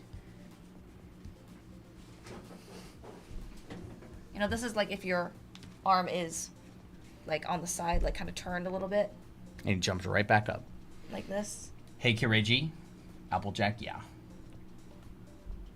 Am I late? We've been live for about an hour and a half. Mm-hmm. Feels like longer than that for some reason. Is anybody new? Yeah, who's new? Yeah. Who's new in here for the first time? No, Applejack. Quit Oh, now he's pretending to be asleep again, but just wait. Just wait. He'll wake back up. He'll go, "Oh. Oh, yep, I told you." You look at him and then he's like, It's easier "I'm to see sleeping." on YouTube. Oh, yeah, there he is. He pretends to be asleep, and then as soon as I look away, he starts scratching at it. Been here for an hour. I'm you. Awesome, Diana. Beesies, thank you. I'm on to you, Applejack. I know what you're up to. No Maddie's cat falls asleep right next to something like that and not wants to scratch at it. Been watching for an hour. Awesome. New, not new. Maddie, hello. Beesies. Zacchaeus. I'll just call you Zach for now. You know, actually, what I really like about the forum is this shape. Right here. A veil. Sneaky cat, yeah. Yeah, it's a rectangle, and then all you have to do is go like, and there's your forearm. Mm-hmm. You just chisel out that rectangle, that envelope, as Colton said earlier. And this, you bulge this out. Here's your bicep. Here's your deltoid. Here's your triceps. And the triceps actually create like this diagonal height difference. So the triceps are actually a little bit higher than the bicep. And that goes over here. Here's our brachioradialis. Do you recommend drawing along to your streams? Yeah, if you want to. Yeah, A lot of totally. people do. A lot of people do. I draw along when it comes to like taking classes and stuff. Like anytime like an artist, like an instructor does something, I'm like I gotta draw it with them because that's the way I like to learn. So yeah, totally recommend it. I mean, I don't expect you to like just look at how I'm doing it and expect to do the same thing immediately. So yeah, just keep drawing. You can draw with us, totally fine. In fact, I think it's very valid. One of the best ways to actually learn is to draw along. I really like this head. Which one? That one? Yeah, It's a Mickey. Yeah, it's a Mickey. Yeah, I like that one a lot.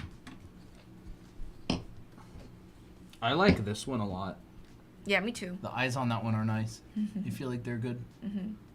And then I actually like this one quite a bit as well.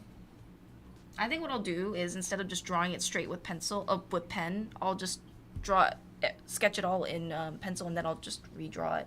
Why?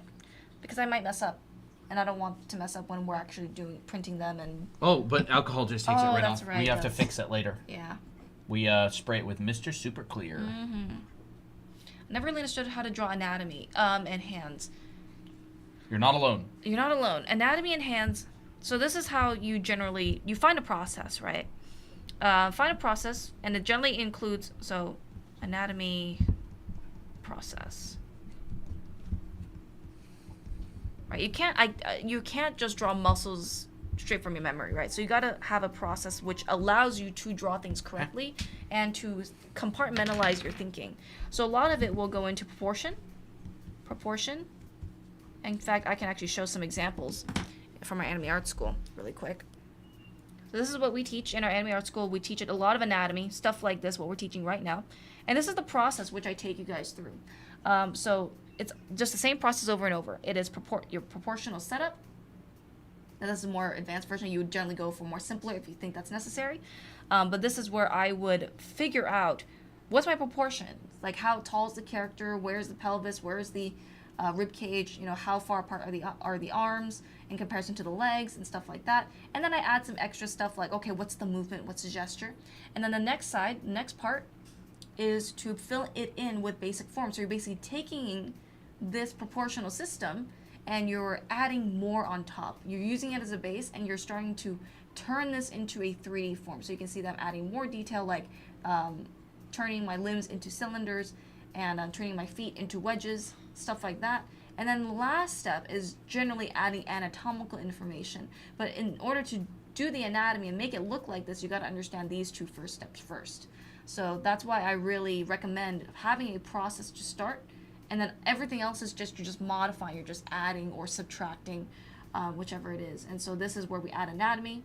You can see that I'm basically just using the same drawing and just drawing on top of it. And then lastly, if you want to do it, you can go a little bit more detail and add some shading. And that's what I have you guys do over and over again until you get it. So here's another one for a female body. And I do a lot more, but this is what I do all the time, and that's just how I start my bodies a lot of the time here. Okay. So yeah, here's another one. Proportional setup, even for a sitting pose. Filling in forms. Adding anatomical information. You know, shading it if you want to shade it. You don't have to. It's not really necessarily required for learning anatomy. But yeah, that's how I would do it. That's how, anything that's complex, you have to start simple before going more difficult. And how's this? What do you think of this one? what's the difference with this one? 0.12 instead of 0.8. Oh! It printed a lot faster. Wow. Yeah, it looks good. Yeah, it does look good. It does look good. I can't really tell, but it looks good. Yeah. It feels like smoother. Yeah, it kind of does. Forms. I think this one probably has a lot more walls, edge loops, or outer wall loops. I would say the anatomy part is more of like solving a puzzle. So like it's all about understanding like how far the muscles go, what type of muscle is it, and it's not really as important as this. So you can feel which one's heavier. Oh, this one's heavier. Yeah, I added 5 wall loops on this one. This one doesn't have any extras, so you'll actually start being able to see light through it, which isn't good. See. This is good. I like this one. This one feels good. That's the one that takes longer. Oh. That's fine. Oh, wait, which one was the one that you just did?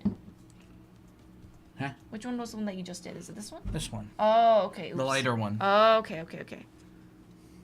Yeah, that both one look feels good. a I little can't bit really smoother. tell. Yeah, if you it look does. at like the grain. The grain on the side of the head. Mm-hmm. What are the basics and path to reach this level? Foundation. Foundation. Art foundation is the thing that you want to learn. It is this. Dimensional drawing, understanding design, and increasing your visual library. Yeah, that is these concepts over so and over again. incredibly important. Mm-hmm. Lots and lots of figure drawing. Mm-hmm. Lots and lots of painting studies, perspective studies, practice, drawing heads, faces, all that kind of stuff. To start? To start. That's it? Yeah, that's it. To start. That's how you start. Oh. Take when a you're figure building... drawing class. Oh, wait. Oh, wait. Sorry, that was the wrong person. Sorry about that. When you're building the figure, do you use stick figures, focus on the torso, or boxes? Any. Sometimes even my figures will look like this. They'll kind of look like advanced stick people. They'll kind of look like this a lot of the time. I'll literally draw like sticks for arms and legs, and then all I have to do is like just add more on top. I'm new here. How often do you guys go on live? Multiple times a week. Usually 2, 3, 4 times a week.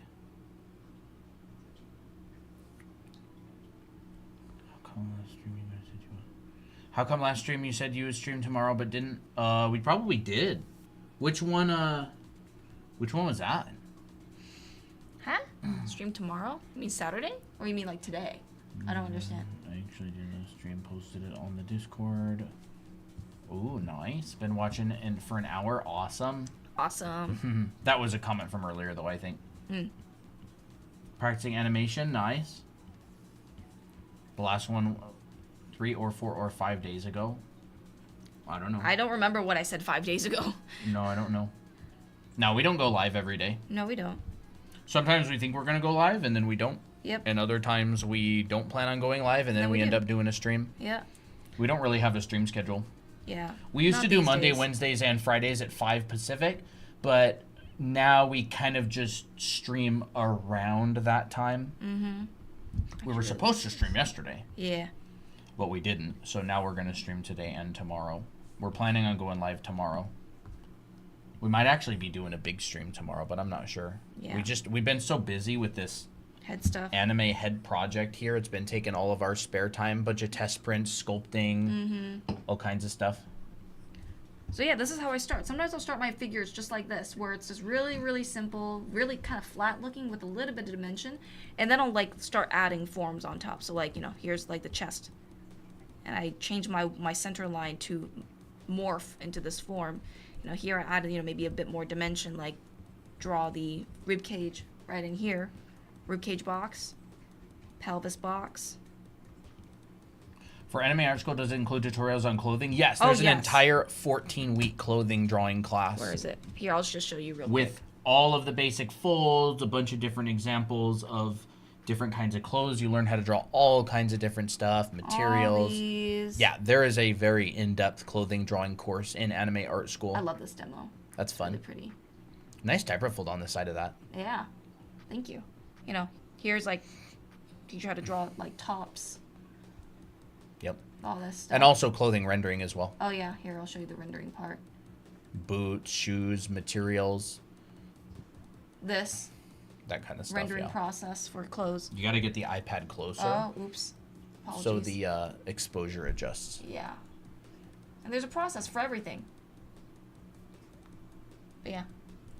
How would someone learn who never drew anything? When I try, it's hard to control pencil. Same thing. It's like saying if you're gonna drive 1,000 miles, you wouldn't drive any differently on day 1 than you would on day, I don't know, 10.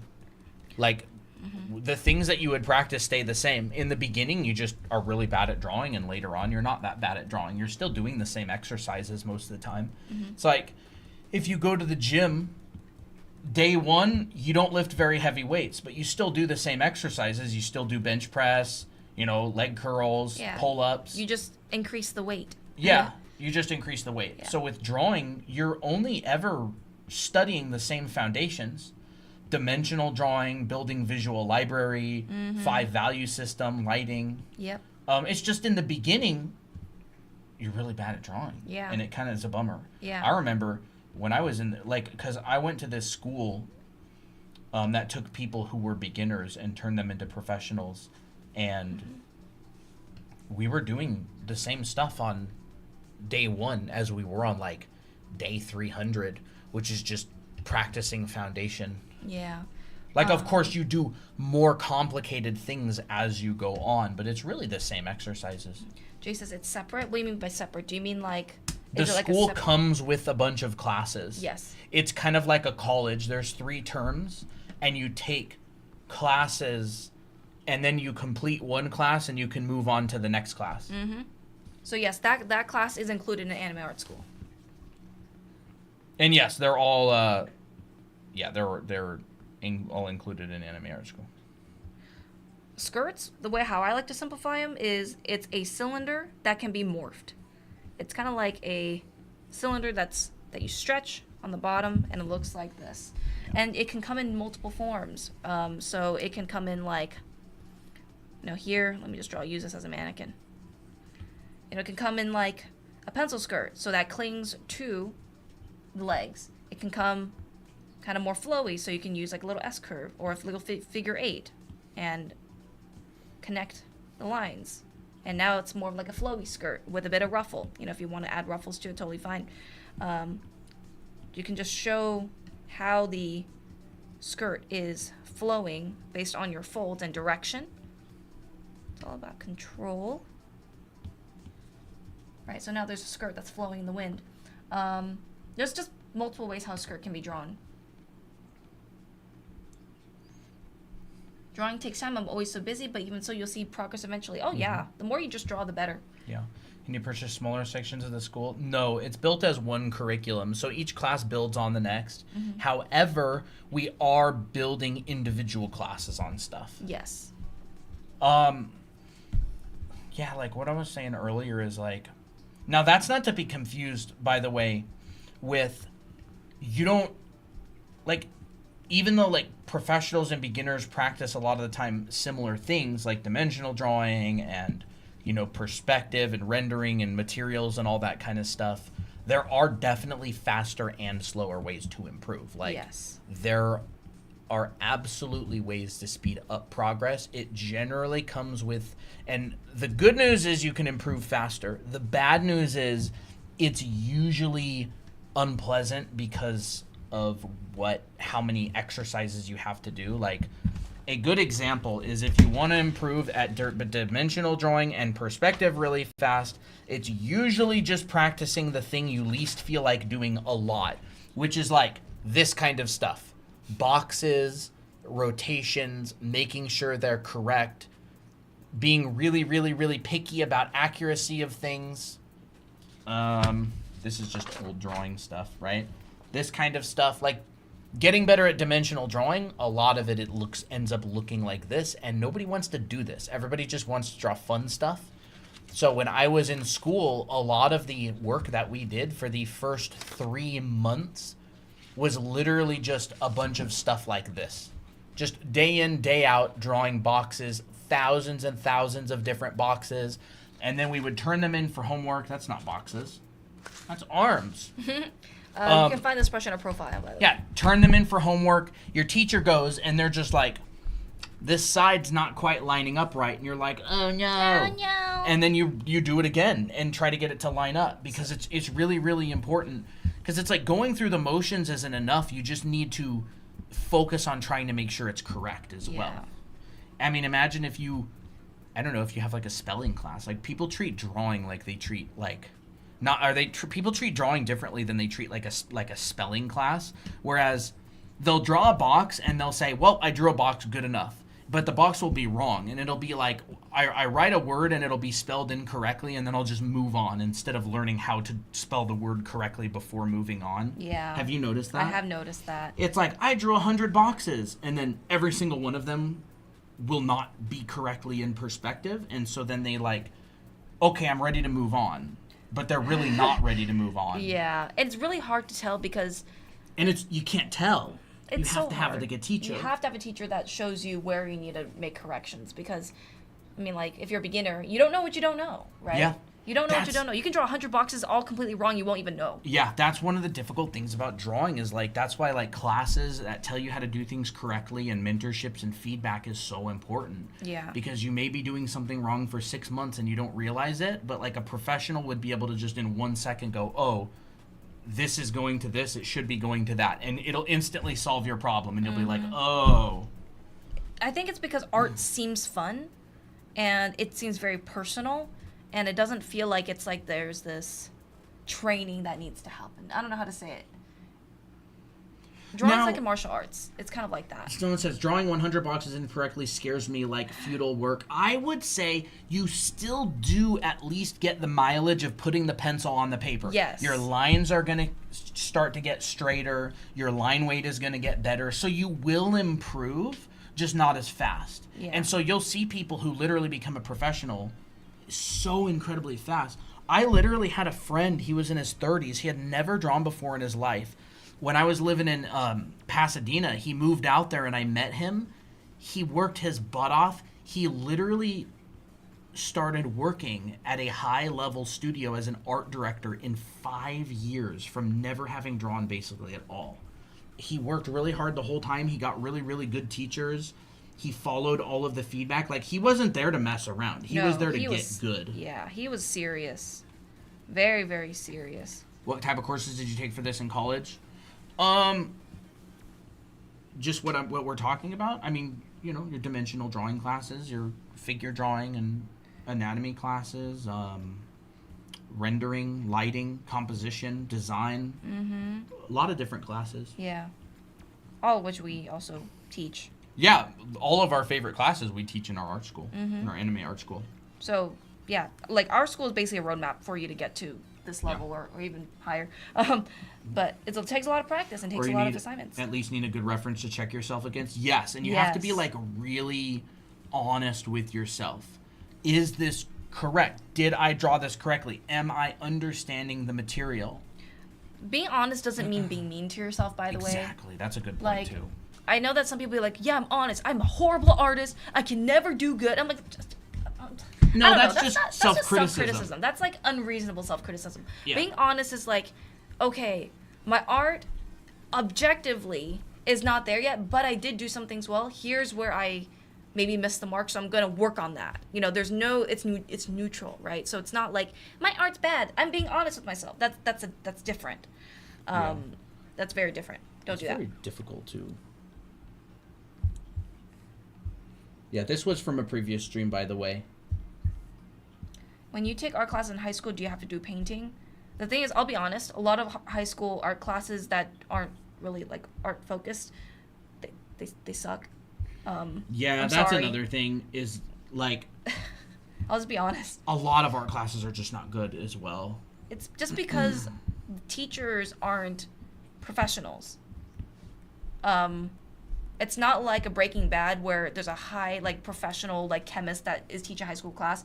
A majority of the time it's not like that. A lot of time it's like they don't really study art. They don't know art, so they're just like, we're gonna do an art class, so we'll just do painting. Lunaist, hi, watched y'all recent video or live about expression, was very helpful and nice. Awesome. Really like and appreciate y'all's videos. Thank you. Thank you. Appreciate it. Yeah, you need a good reference to check yourself against and being honest.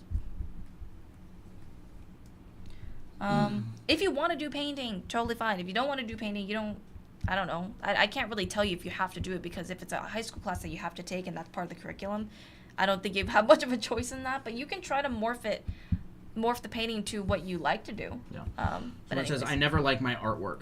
That's more of like a personal thing. I get it. I think maybe having the ability to like detach yourself from your art and accept the level that you're at and grade yourself on a different metric. Don't grade yourself on whether your artwork turns out good. Grade yourself on whether you showed up or whether you did your best. Like, because whether your artwork turns out good or not is not something you can control. Yeah. That's just going to come through experience and time. Grade yourself or, judge yourself based on something that you can control, which is, did I show up? Did I do my best? Right? Did I try? Yeah. And then that's something you can control. Like, I find that, because I used to do this a lot, is I used to get very sidetracked with judging myself based on how an artwork turned out. And you can't control that. You can't control how your art turns out. You can control your attitude. You can control if you show up and put in the work. And so it's like, wow, I showed up and I did my practice today. That's good. I did a good job. The drawings turned out terrible, but that's fine. Like, I can't control that. Yeah.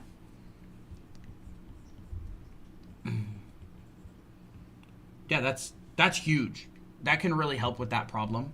But it's not like something that just gets fixed overnight. It's something you have to like really work on undoing, because it can be like a very toxic mentality that needs practice and, being gracious with yourself to undo. It's a mindset. It's like you have to be in the right mind and also just keep going. Yeah. That's art in a nutshell. You should do a stream where we make boxes and then you roast them. That would be funny. Oh, that would be really fun. I could do that at some point. That could be kind of fun. I need to get more water. I'm thirsty. Let's do it. Here you go. Here's your glass. Thank you. Hi, Applejack. Make sure you drink and then fill it up Okay. again. Sure. Good night, Artemis. High school art classes were so rough. My teacher was good, but the curriculum was horrible. Yeah, a lot of people end up quitting that and teaching on their own. I've been offered some teaching jobs at different places, not at like a high school or whatever, but I almost got a teaching gig teaching at a college in California, but I don't want to because I don't like the way that they're run. I don't like the curriculums. I would rather teach on my own and do mentorships. How do you learn anatomy? I would recommend taking a figure drawing class, learning proportions first.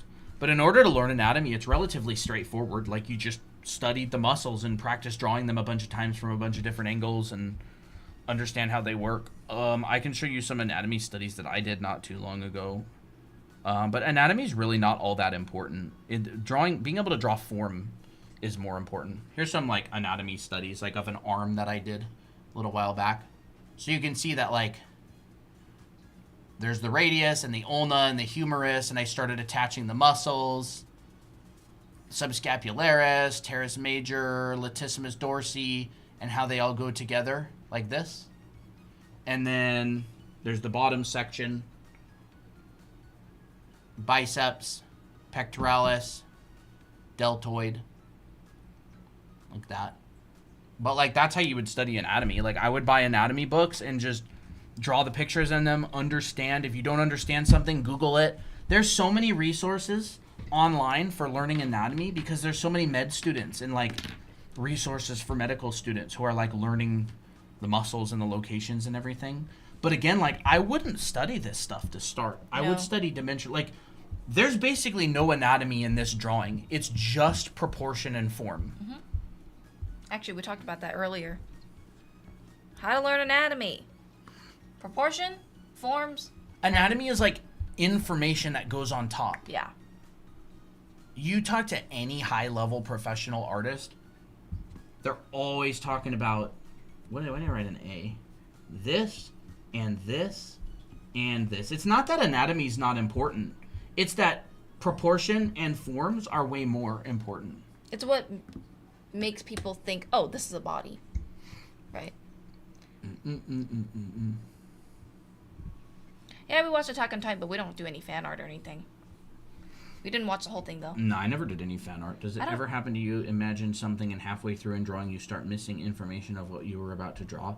I'm not sure what you mean. Like, you have a picture of the drawing, like, in your head, and as you're drawing it, you start forgetting, like, what you really wanted. It's mainly because your brain sees things that don't necessarily reflect real life.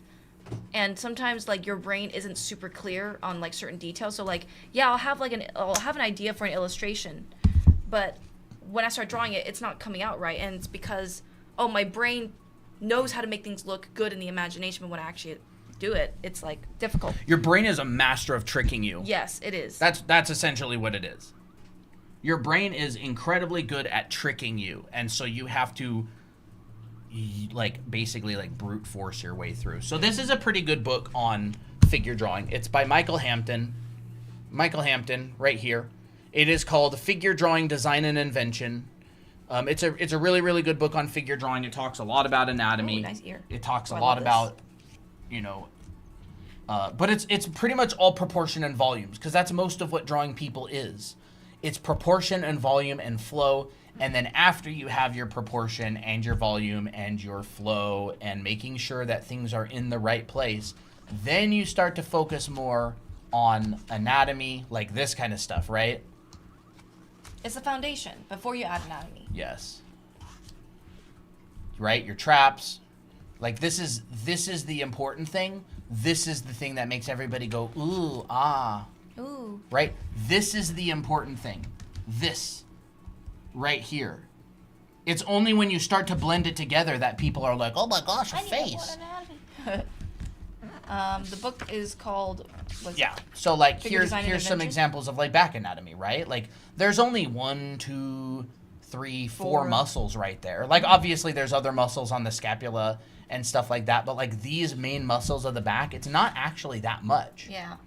But notice that this won't look good unless you have a good foundation, which is the proportion. Yeah, if you can't draw dimensionally, if you can't use proportions, this will never work. Mm-hmm. And so, this type of stuff, this anatomy, there are actually not that many muscles here when you think about it, right?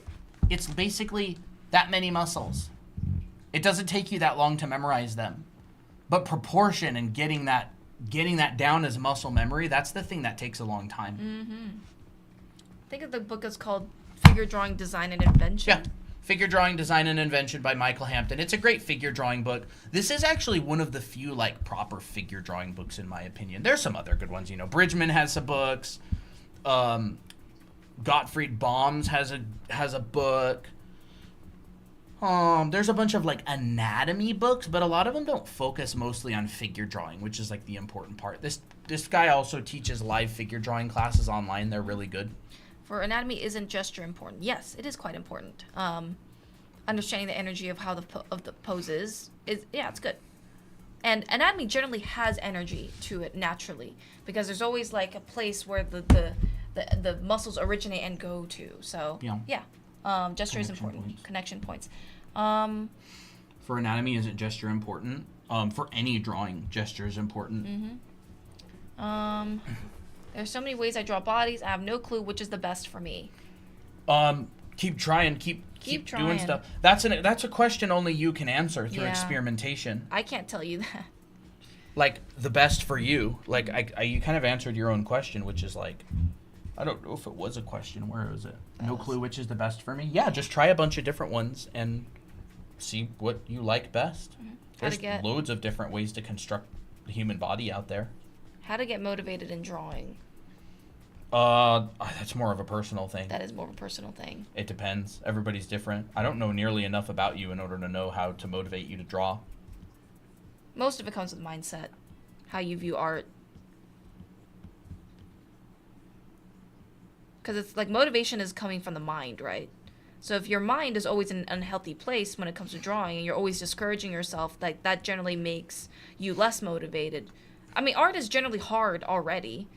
It's just how you see the hard parts, right? Like, do you enjoy the struggle, which is totally a choice, or do you hate it and you don't want to do it again because you're always discouraged? That could be something that needs to be worked on.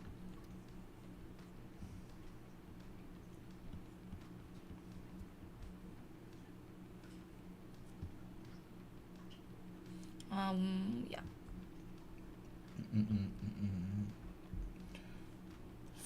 Fun streams. Yeah. You draw, then get motivated. You can.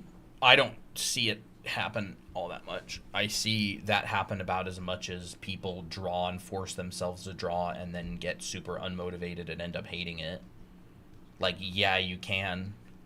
It just depends on you. It depends on the individual.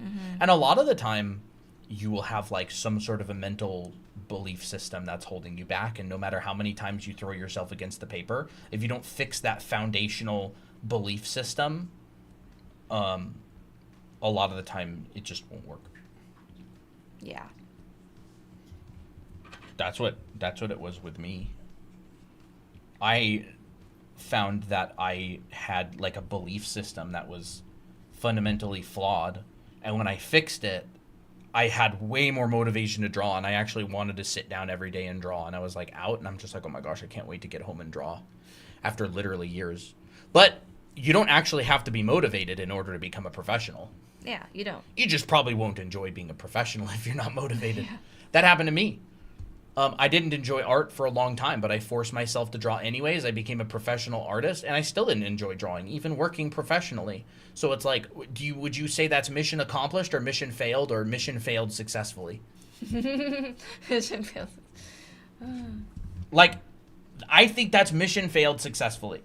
I don't like drawing. I'm going to make myself draw anyways. Now I landed a job as an artist, but I don't enjoy it. And now I'm working as an artist, and I don't like it. Task failed successfully. So, like, what's your goal? Is your goal to draw and make a living off of it, or is your goal to draw and enjoy it? I personally think that it's much better to draw and enjoy it. And making myself draw didn't fix that problem. It fixed the problem of being bad at art, but it didn't fix the problem of not enjoying it. Mm-hmm. But I love drawing now. I can't wait to draw all the time. I fixed my belief system that was holding me back. Mm-hmm. In fact, I can't wait to draw tonight. I can't wait to... And another thing is, like, I find expressing myself artistically is super fun. Like, I'll draw, and I'll stop drawing, and I'll start, like, 3D modeling on an anime head, and then I'll 3D print it. And it all scratches that creative, artsy itch. So that's why this project is coming along so fast. I really like this head. I think this head turned out great. Yes, I think so too. It looks like a teenage male head. Yeah, it really does. How does one fix their belief system? Basically, reach rock bottom. I'm kidding. Well, it depends on what the problem is. That's the difficult part. It's kind of like a the way how 22. I tend to change my belief system when I reach a rock bottom. I'll be like, why am I so depressed about something? This something isn't working, and then I'll kind of like try to reverse engineer like how I think. Therapy can help. Therapy can definitely help. It can help if you get a good therapist. Yeah, if you get a good therapist, for sure. I think it's like finding your fault, because you don't know what you don't know, right? It's more like, what's the pattern? Like, what do you find yourself doing a lot of time when you are reaching a certain roadblock? And I find that reverse engineering, that helps me figure it out more. I like these. But it's usually when I try super hard to do something and I realize it doesn't work. That's for me, though.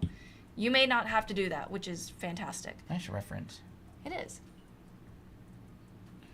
The way that, like, the problem that I was dealing with was I found that there were these certain beliefs that I had that just weren't true. Like scarcity. I always believed that there was this scarcity. Like, I gotta get good really fast. And it's like, why? Like, oh, I need to get good, or, oh, I need to waste as little time as possible. It's like, okay, but why? Like, why?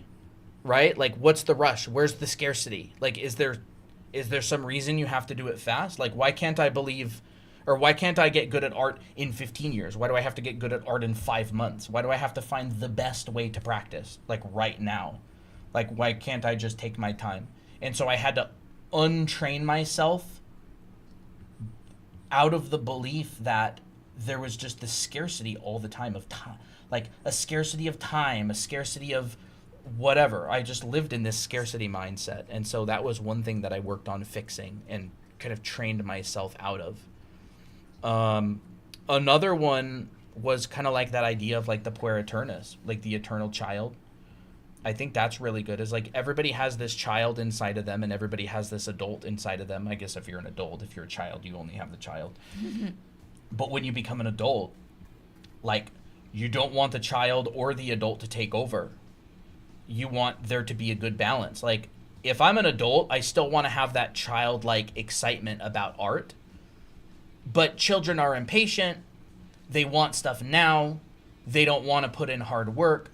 So if the child's in charge, you get really excited and try things, but then quit fast. If the adult is in charge, a lot of the time you end up falling into this state of like, what's the point of anything? Like, why would I even want to do art? Like, I feel like that's where the part where it's like, oh, that's why I don't want to do this as a career, because I'll only see it for money. Yeah. Like, that's the adult part saying, oh, well, here's how it's not going to logically work. Yeah.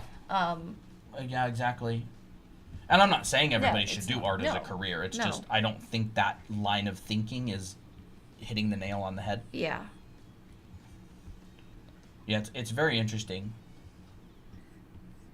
But I lived with a really toxic mentality of with art for a long time, a really long time. I worked professionally for years, and I didn't really enjoy doing it at all. And it wasn't because I didn't like art, and it wasn't because I couldn't like art. It was because I had a toxic mentality. Mm-hmm. And it took me years to figure out why. And like, I'm still figuring it out, but at least I'm able to draw pretty much every single day and love it now. Yeah, that's true. And figuring things out. Yeah. Oh my god, I can't wait to get home and draw is so real. Yeah, I love it. Isn't that just the most like fantastic thing ever? I think so. I really do. It's one of my favorite subjects to talk about. I love talking about mindset. I love talking about like things like psychological stuff. It's just so interesting, and it changes your life. It really does. Yeah. Changes the way you see drawing, your passions, your life, and it improves it. Or, I mean, yeah, it does improve it, I would say, even though it's hard. Yeah, that's interesting. I resorted to simplifying my art due to my condition, arthritis. Now I enjoy it even more. That's awesome. That's amazing. You worked with what you... Yeah. Yeah, with what you had. Hey, Tom Ben. Hey, Tom Ben. Been a while. If I'm a beginner artist, what do I start learning first? What you start learning first is what kind of art you actually want to make, because that's going to determine what you start learning first. If you want to draw cars, you wouldn't start learning anatomy. If you want to draw characters, you probably wouldn't want to start learning how a car works. You know what I mean? So, like, I would say take a guess, because you're not always going to know for sure. Take a guess at what you want to do and start with that. Yep. Drawing anime actually sounds fun, but the amount of judgment I would get from my brother. Good, let him judge. Let him judge. Don't let other people's judgment prevent you from doing what you really want. I mean, like, that's the way to be unhappy. Because then, like, would you want your, I don't know how to say, like, do you care about how your brother thinks? Like, and does his criticism matter? Would you want to take criticism from this guy? If not, then just do what you want to do. Yeah, just do what you want to do. If you could give your beginner self some advice, what would it be? I didn't see that question from earlier. Oh. That's a good question. That's a good question. If I could give my beginner self some advice, it would definitely have to do with mindset. Like, it would not have to do with what to practice or how long to practice or what to focus on first or how to do this thing. It would 100% be like a mindset or mentality related thing.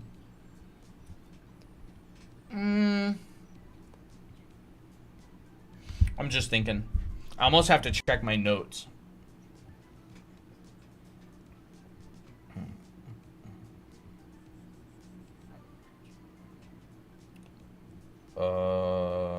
Let's see.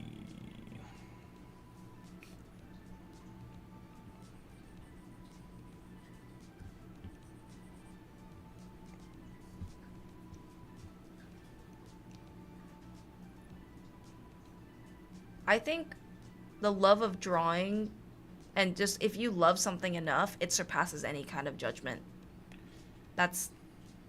It's more like just follow your heart, because I don't know, like I've always drawn anime, and I never stopped, just because I love it so much, and I'm like, I ain't gonna stop anytime soon. I'm just gonna do what I want. I feel like the idea of, like, I really struggled with the idea of should, just that one word. Should. I should do this. I should do that. Like, in reality, there is no should. You decide what you do. Like, oh, I should be studying anatomy. Yeah. I should be practicing this. I should be doing that. It really leads to this toxic self-criticism mentality. It's like, as whenever you say the word should, It's a loaded word. it is a loaded word that is usually indicating you're criticizing yourself. I had a really bad problem with self-criticism, and I still do. And I noticed that there's these little sneaky words that I tend to use, like should. Should is like, it's literally beating yourself up. Like, that word is you're beating yourself up. Like, I should do this. It means there's something out there that you should be doing that you're not, and you're not good for it.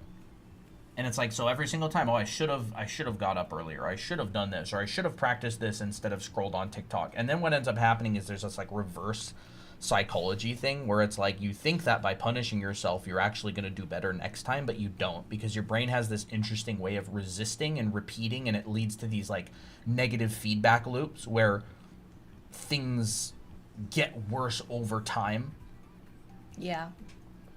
And just completely eliminating it. And a lot of people also think that maybe the one piece of advice I would give myself is that being honest with yourself is not the same thing as criticizing yourself. I think a lot of people fall into this idea that they have to criticize themselves, otherwise they're going to be falling behind. Otherwise they're going to get arrogant because they think they're perfect.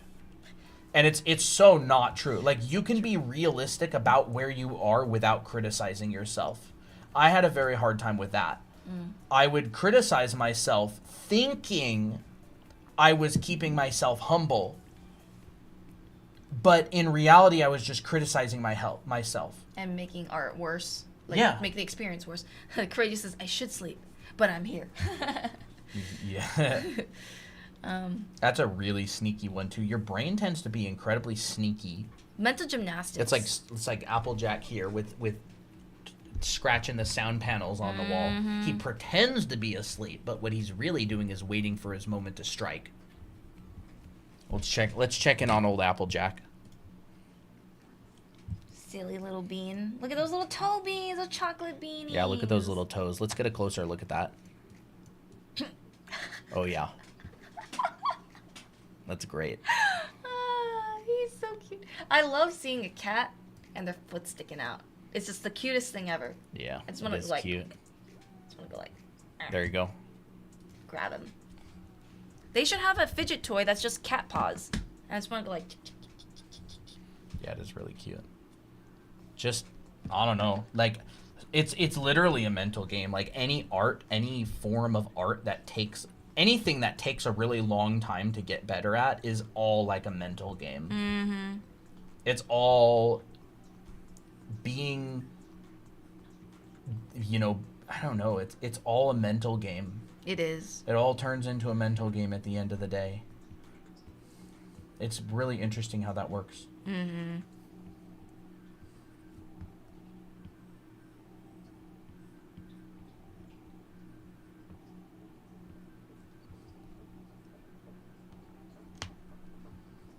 But I think art is starting to become more of like, okay, how do you solve this problem? Like, it's becoming,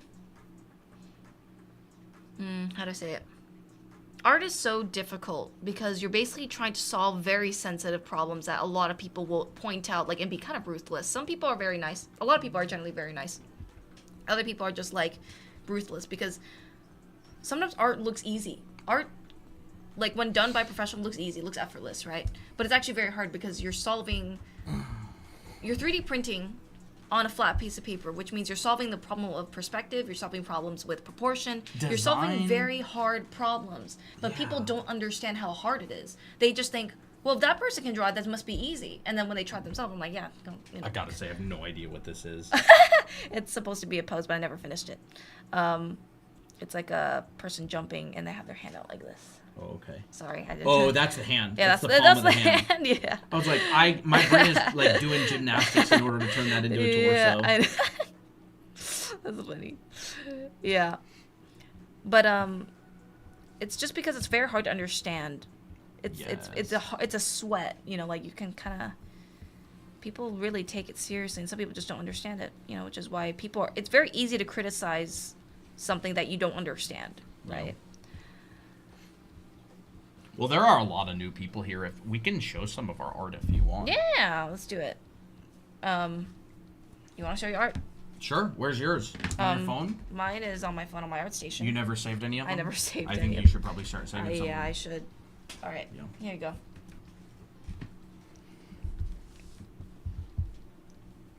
It's on my art station. All my art is on my art station.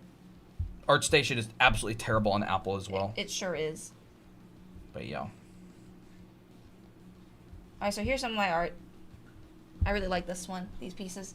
This is all of our characters, but I made them more like full-on illustrations, and these are all like in different different outfits. Thank you, Crits.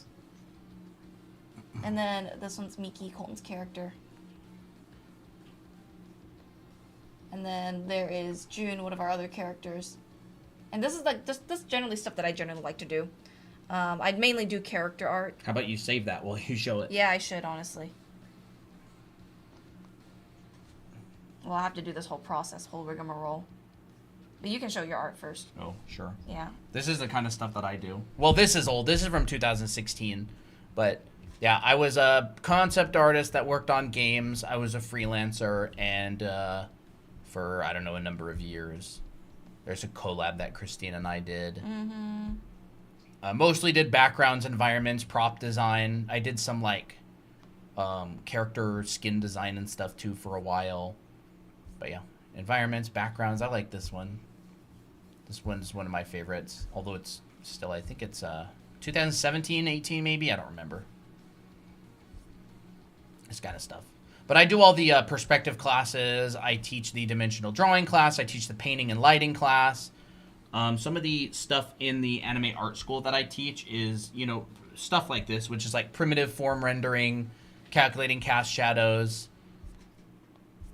Oh, my art is so old these days. I never post Colored anymore. blocks, all that kind of stuff. These types of things, like these are drawn from imagination. That doing rooms. This is from anime art school as well. The last couple the last couple of years, actually, for me, funny enough, has been spent focusing on anatomy, because I never did characters or anatomy or people drawing or anything. So a lot of the last couple of years have been really focused on this kind of stuff. Figure drawing, anatomy, that sort of thing. I never learned it in school.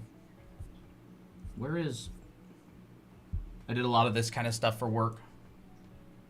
You still do freelance work? No, we full-time do our Anime Academy now. Mm-hmm. That's what we're working on. Our current project is this kind of stuff that we're doing. We're printing, 3D printing. I sculpted this in Blender. I think Christina sculpted this one.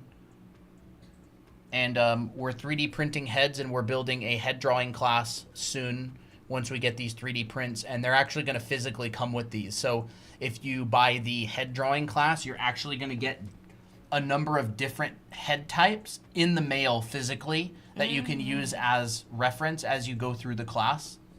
And so that's our new project right now. I really enjoy it.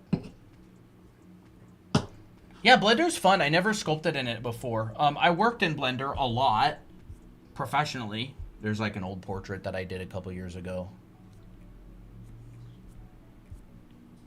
I'm not a really big fan of a lot of my old work. Guys, I found old art while searching for art that I wanted to save. I did a bunch of anime head practice. I never did anime. I was always like worked on games and stuff, so I never really did anime type art. So I've had to do a whole bunch of boot camp in order to learn how to draw anime. So these are all like anime type drawings that I've done. That one's so cute. I want to just like... Yeah. The new heads that I've done are not, there's some of Tofungus's characters. There's Miki, Abby. There's more work from Anime Art School from the background or the perspective class. Materials. But yeah, that's the kind of stuff that I do. A lot of it is portfolio stuff. Mm-hmm. I saved some extra stuff. Well, this is stuff that I do as well, like a lot of clothing studies like this. Yeah, those are nice. And then these are some illustrations that I do. So this was an illustration that I did for a friend. Mm-hmm. Although we both worked on that one. Yeah, we did both work on that, yeah. That's it. Oh, and this one. Oh yeah, Christina did the stream wallpaper. The stream wallpaper. And of course she did pretty much all the illustrations for our book 1 and book 2. Mm-hmm. And actually so all of our characters. Where's the iPad? Where's the iPad mini? I don't know. In here? It's underneath of my iPad. Okay. So here's a bunch of these characters as well. Here you go. Oop. Victor. This is all... Well, I mainly did the drawing, but Colton Art directed. So, stuff like this. This is my work. You guys know though. Yeah, Blender's good. It's great. I mean, it's not going to replace... It's not going to, like, make up for a lack of ability to design or anything like that. Like I was saying, like, when you learn how to draw, you're basically learning how to 3D print something on a piece of paper. That's the only way I can describe it. I could probably do, like, a little demo to explain what I mean after we're done showing the work. But drawing, in my brain... Hold up. In my brain, drawing is 3D printing. Like, that's the way that I think about it. When you learn how to draw and you study drawing foundation, that's really essentially what you're learning how to do. Like, you're learning how to draw forms in 3D. So, like, thinking about, you know, boxes. Like, if I draw a ground plane like this chair is so low. And your chair is so high. I know, we need it higher. There we go. No, I can't. Oh, I can't see anything. And you're even lower. You must see everything at a crazy angle. Yeah, so if I draw like... But it's comfortable for me. If I draw like a ground plane, for example, and I just split it up into like a little bit of a grid. This is an iPad Pro 13-inch, by the way. All of this in my brain is 3D. Like, I'm physically seeing a three-dimensional space here. And so if I draw a sphere, where is this sphere, right? Is the sphere connected to the ground right here? Is it connected to the ground right here? So I'm physically placing that sphere in 3D space, right? Here is the sphere. And so in my brain, I'm going, okay, now I'm going to draw another sphere right next to it, all right? That's a horrible sphere. What the heck? There we go. This sphere could literally be right next to it, or it could be way behind it. You see what I'm saying? So Wild. when I draw, and the intention of learning perspective is to think like this automatically, all right? So if I draw a character on this space, I'm going, how tall is my character? Are they standing right here? Because like drawing a character right here or drawing a character right there are going to be completely different three-dimensionally, right? What orientation are they? Are they facing me? So would they fit inside of a box like that? Or, and then their feet would essentially be like this. And their head is facing me, and their torso is facing me, and their pelvis is facing me. Or do I want to rotate them, right? So say, let's just delete this line, and let's just go, I have a character here, and they're facing that direction. And I have another character here, and they're facing this direction. And they're facing each other. So then I would essentially get a head and a head, right? And the foot would probably look, the feet would be something like that. Do you use the iPad mini to draw? Sometimes, if you're on the go. So like drawing, having a proficiency in drawing, in my opinion, is basically being able to like 3D print. So like, you know, I draw a cylinder facing us. I draw another cylinder. Maybe it's like going up and away. And this could be an arm coming towards us, right? And then say, this is a cylinder. The arm turns into a box at the wrist. And then the wrist, maybe, I'll draw it a little bit smaller. You can get this brush in our profile. There's the elbow. There's the upper arm. So like drawing in 3D is so important because you have to know, the heck? You have to know what direction things are traveling. What? There we go. I can draw better than I can use Procreate. Right? Deltoid, pectoralis, chromium process up there, clavicle. And so thinking of objects in 3D and being able to rotate them as well. So like if I draw a set of cylinders, again, I could draw a ball, and I'm thinking about this in 3D. How much of the ball on the other side do I see? Is this cylinder coming towards me here? Is there another cylinder that's going, let's say, away from me, but in that direction? And you can like basically build these things out. Let's say there's another one going away from me there, and then maybe it comes back and it comes towards me again like that. It's like, and like the ability to like rotate this in your head and see it from different angles, right? And if I draw a ground plane under it, how high is this off of the ground? Where does this exist, right? Again, is it right here? Is it even cutting through and going below it? What's a good test to figure out if you've learned seeing in 3D? Can you draw in 3D? Can you do this sort of thing? Like makes you want to do bendy straws again? Yeah, that's a fantastic, absolutely fantastic exercise. Bendy straws is so good. Honestly, I should do more of them. This is kind of like that. Looks like a robot. Yeah, it's like an arm. And this is how people literally design these things. Like mech designers working on video games, they literally draw like this to start. They go, what way are the legs going, right? They're like, oh, like, you know, maybe I'll have like a piece shaved off here and a piece shaved off there. And then we've got like a leg coming up like that. And a leg coming forward like that. And they do it on the other side. Right? like that. And they're thinking about these things. These would be like a napkin sketch where they're kind of just getting some of the early work out of the way of figuring out this sort of thing. And like, you know, it could be like a Pokemon or a mech or anything. Like this wouldn't even have to be the head of the mech, right? This could be like the middle, and then the head could be up there. That could be a Pokemon, actually, not without how silly the designs are. No, I don't really do a lot of mechs, but the foundational skills are the same, right? What's Bendy straws? Bendy straws? I named the assignment. I learned it from an artist. Fine. It looks fun. But I'll just keep it like that. I named it a Bendy straws. It's an assignment I learned from an artist named Wouter Tolp, and essentially it's to get you better at drawing ellipses. And so an ellipse is a circle in perspective. So, you know, an ellipse is like, so that's a circle, and when you look at the circle from an angle, it gets squished, and that's how you draw cylinders.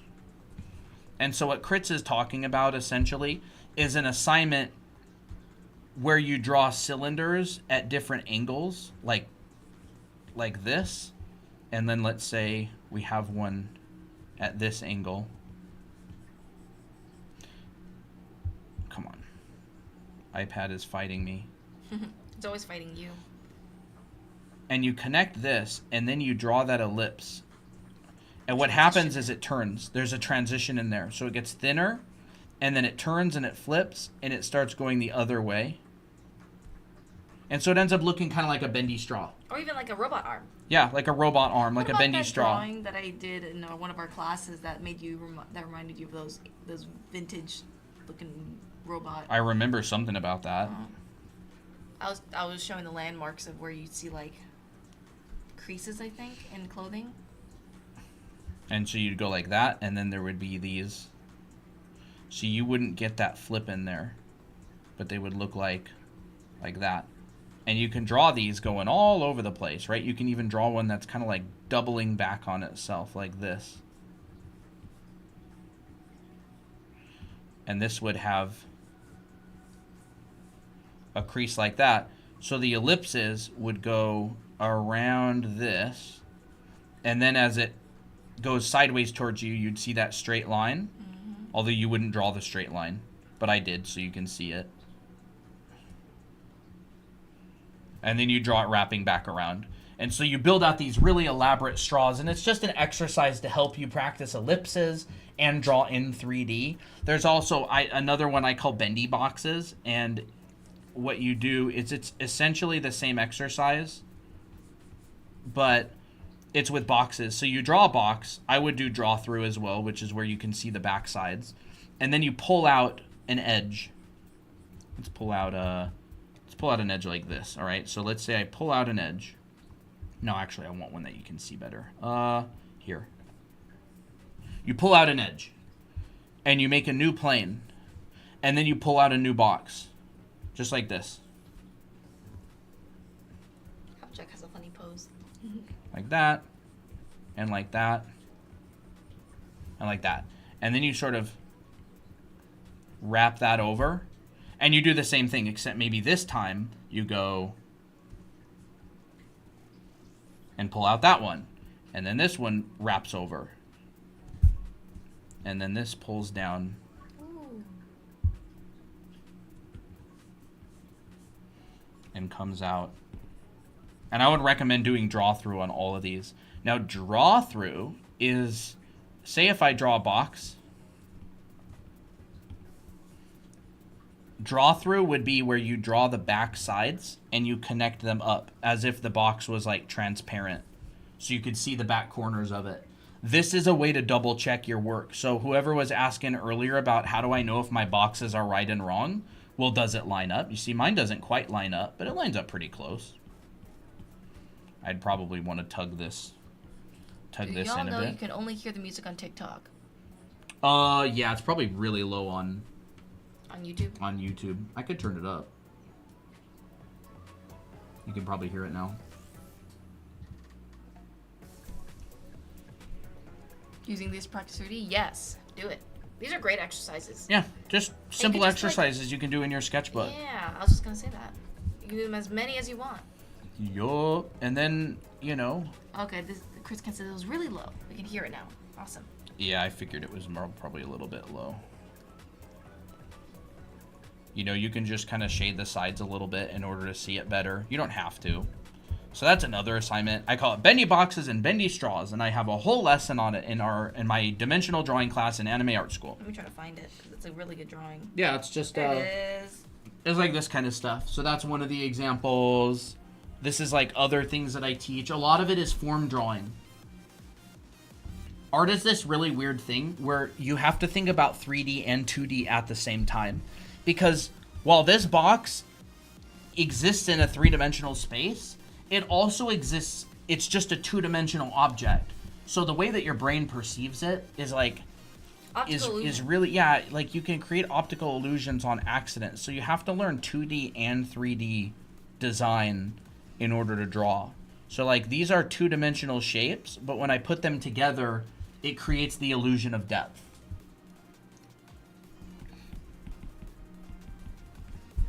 And then if I don't create the illusion of depth, I would essentially just do this. You know, it's kind of like a side-scroller game.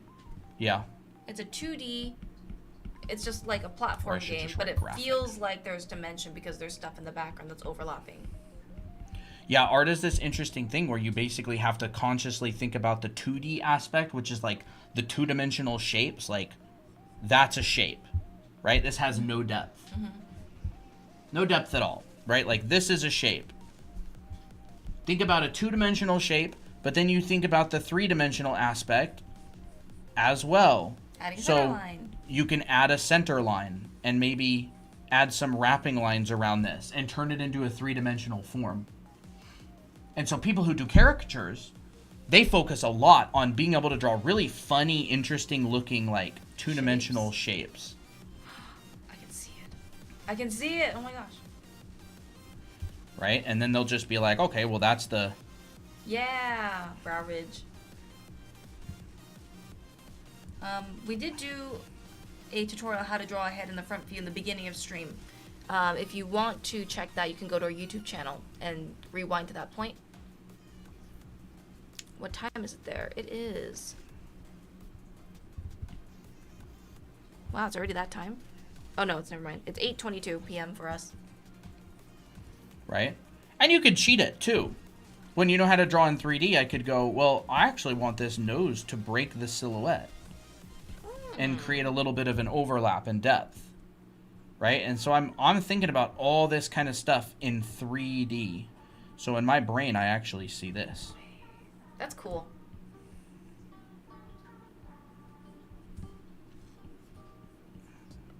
And then if I want to put hair on this guy, you know, I can do... How do y'all shade drawings with color? Shading is more about value. It's not really about color so much. It's about understanding what's light and what's dark. You can shade it however you want. To put hair like that. Ooh, that's fun. He looks like a priest. I don't know. I have no idea. I have no clue. Yeah, drawing is this He's fun. really interesting thing. Because it's like, it's a blend of 2D and 3D at the same time. Mm-hmm. How do y'all shade drawings? With color. 3 things. Being able to draw in 3D, which is the most important part. Mm-hmm.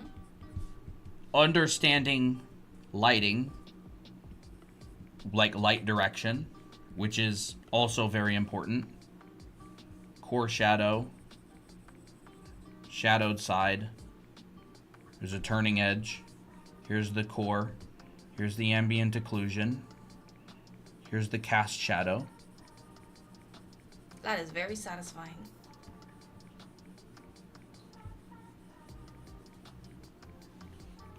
And then number 3, this side would be in shadow as well. Color theory. So, say I've got a blue sky,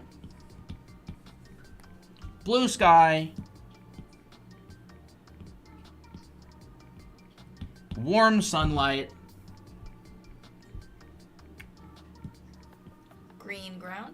Brown ground? Dirt. Do you just want to put on a different layer? Dirt ground. Nah.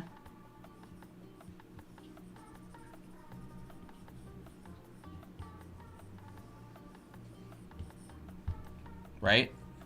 Now we need a shadowed side of the dirt ground. So let's just go way down here and way down there and like that, right? So let's get a shadow of our dirt. So my blue sky is going to influence the shadow color of the dirt, and we might get something around that. Now, what color is my cylinder? What color is my underwear? Psh. You remember that? No, I don't. A SpongeBob episode. I figured it was SpongeBob. Can you have my phone, please? Yeah. Thank you. What color is the cylinder? Let's just say it's green. Ooh, green. Let's just call it this, right? So let's make a green cylinder. Now, the sun is going to hit the cylinder and it's warm, so we're going to get a nice warm green. Let's just make this whole cylinder this nice warm green. We do not rate artworks. There we go. We're going to get a shadow that's influenced by the blue sky.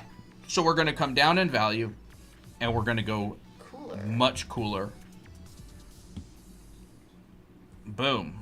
We're going to put that shadowed side in. This shadow, this side right here would also be in shadow. All right.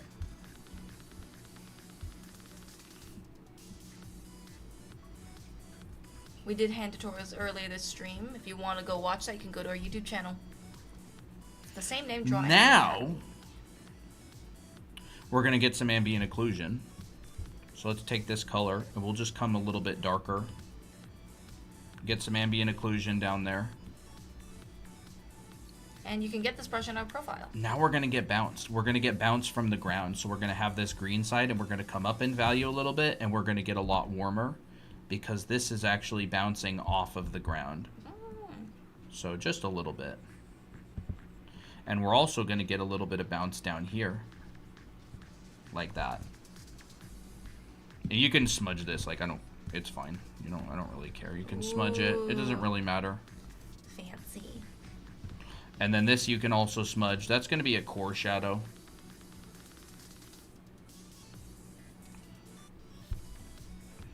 So when you're shading something, you're actually doing a lot. You're doing a lot. And so when people are just like, how do I shade things with color? You're literally doing dimensional drawing, which is stinking hard. You're doing lighting with multiple light sources. You've got the sky, you've got the sun, you've got the ground. That's 3 light sources. One of them is primary, 2 are secondary. That's hard. That's stinking hard. And then you're getting ambient occlusion, you're getting colors, you're getting color temperature change.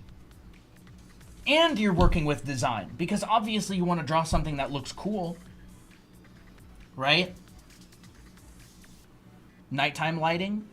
The whole thing would be a lot more cool. You'd have a primary light, which would probably either be the moon or maybe a torch. If it's the moon, it's probably going to be really cool. If it's a torch, it'll be super warm. But anyways, there you go. It is very hard. It's a lot of hard. It's a lot of hard. So is talking, apparently. Yeah. Talking is also very hard. There you go. Everything's hard.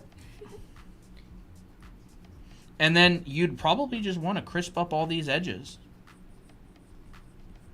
And I think we say it's hard not to discourage you, but to help you to understand that this is not, that it's okay to fail. Oh my gosh, It's so okay to fail. Like, I mean, some people will be like, oh my gosh, like, I can't do this drawing. Am I just dumb? I'm like, no, it's just because drawing's hard.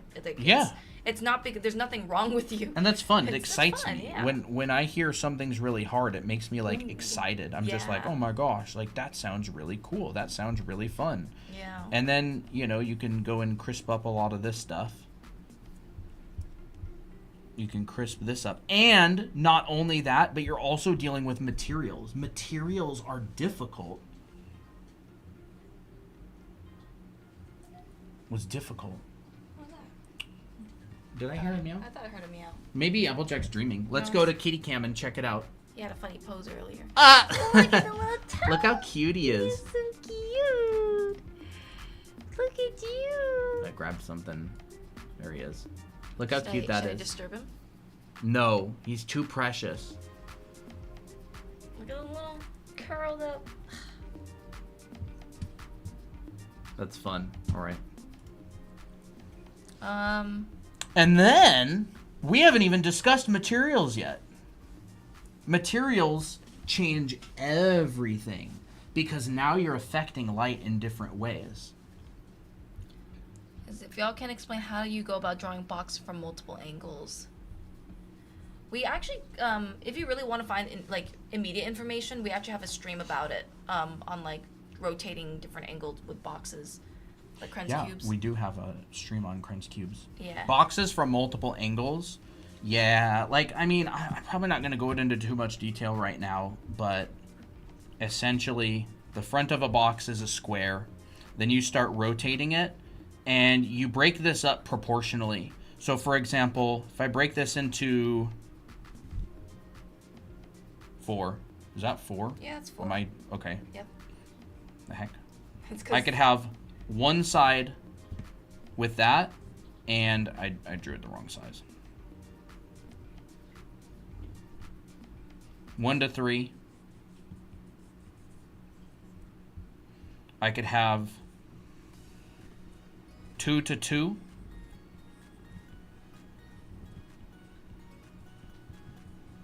So I've rotated it halfway. I can have 3 to 1.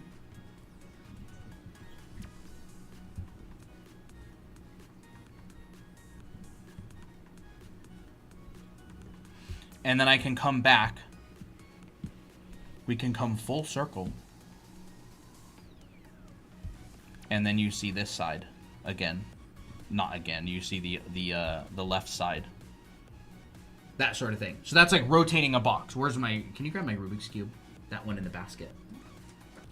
So I'm just taking this and I'm going like this. Right? Zoop, zoop, zoop, zoop. And then you'd essentially do the same thing here. We did talk about hands earlier in this stream. We can show that later. Actually, I think it's in that same sheet. And then here's my 3 to 1.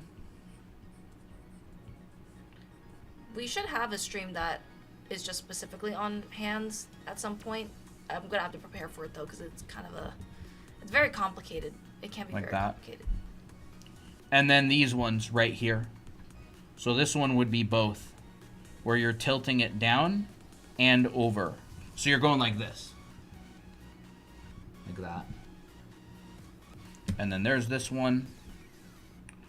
There is this one. I'm drawing these really sloppy. A handy guide to hands, that's funny.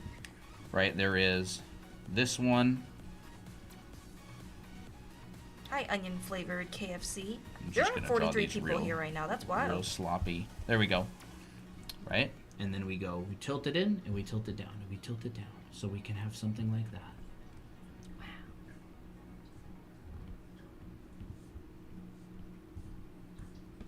There's that one.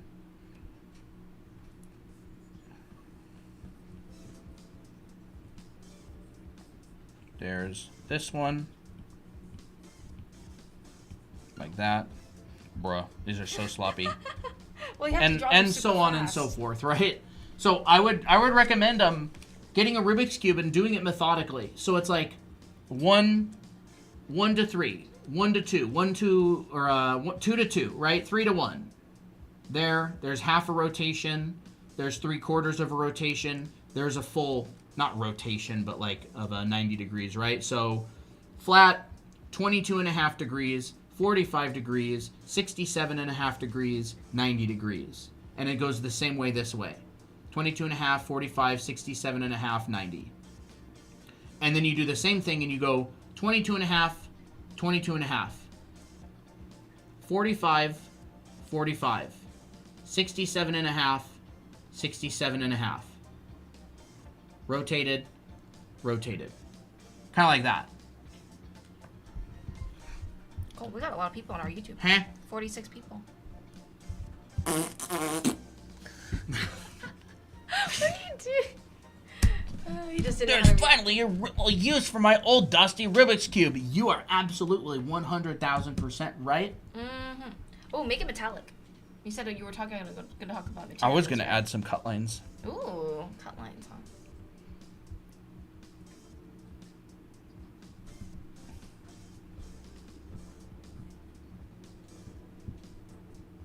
Struggle with hands and eyes for some reason. They are both very hard.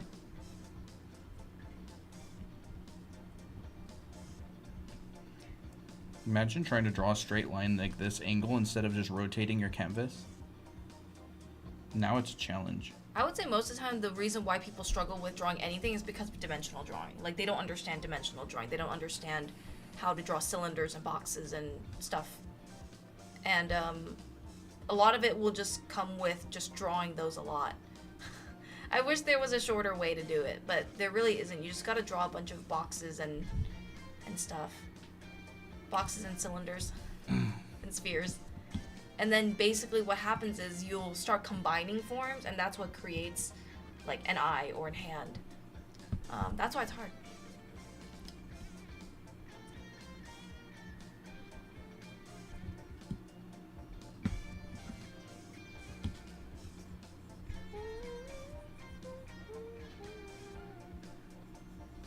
I like how I did Miki and Miko's eyes in this piece.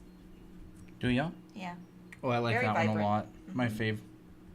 Miko's eyes just look so juicy, Yeah, they do. very saturated.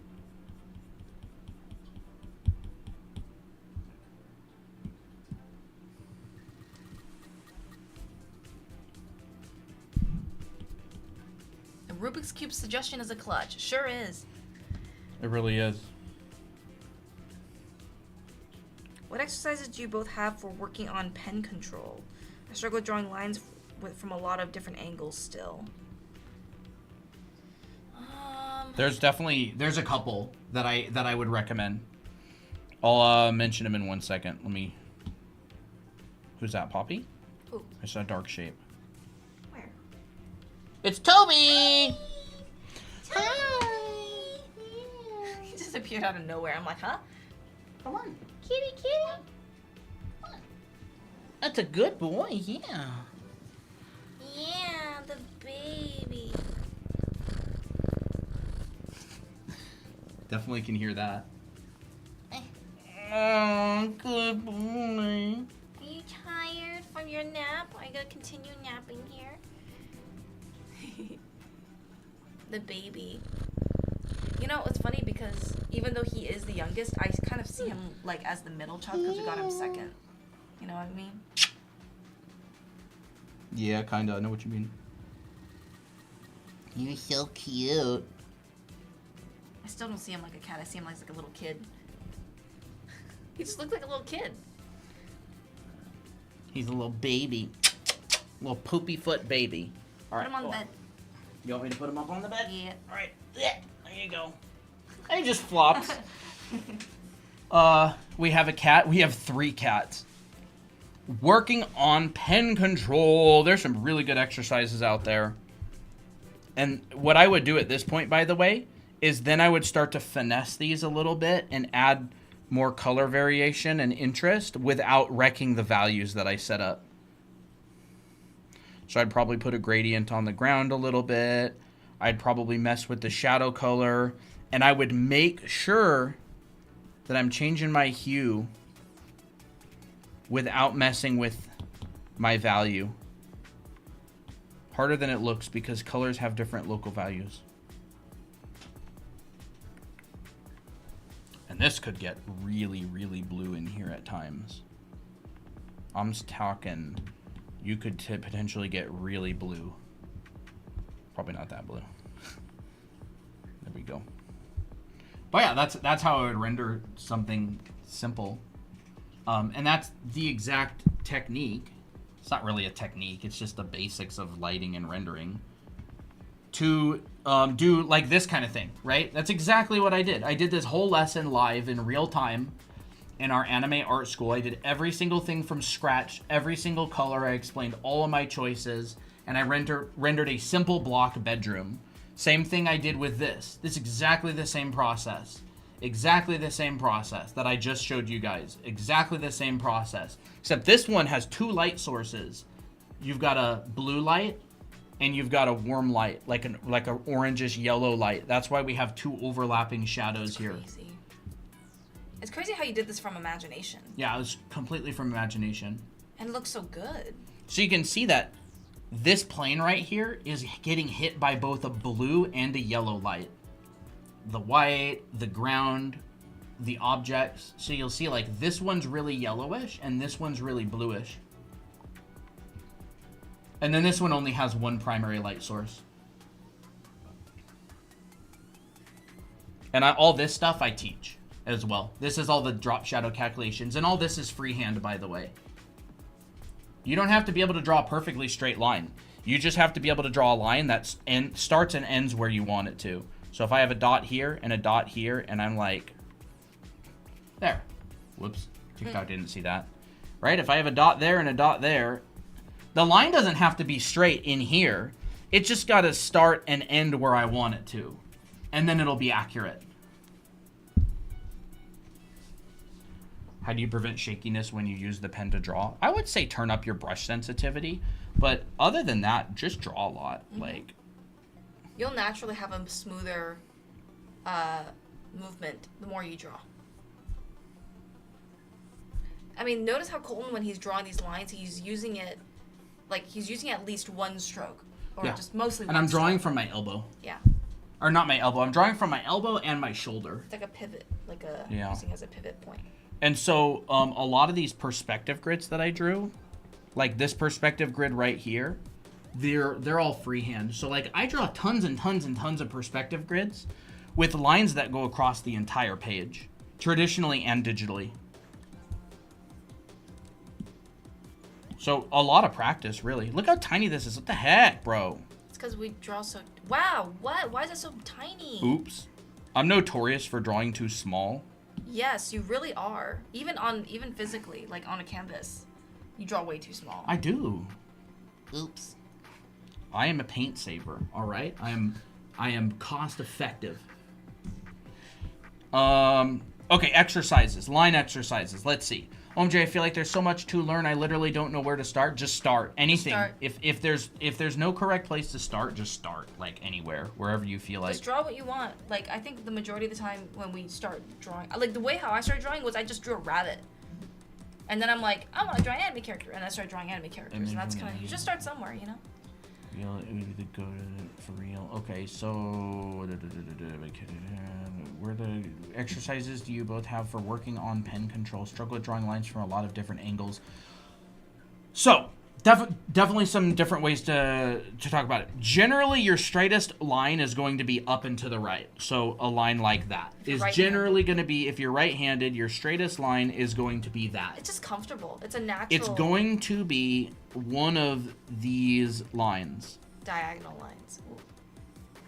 Right? Those are pretty straight lines. I can draw those pretty straight. If I'm going up and to the left, immediately you can see there's wobble there. It's still a very straight line, but there's a lot of wobble, and it's just because my arm is not made for that motion. So I had a teacher, Feng Zhu, in Singapore.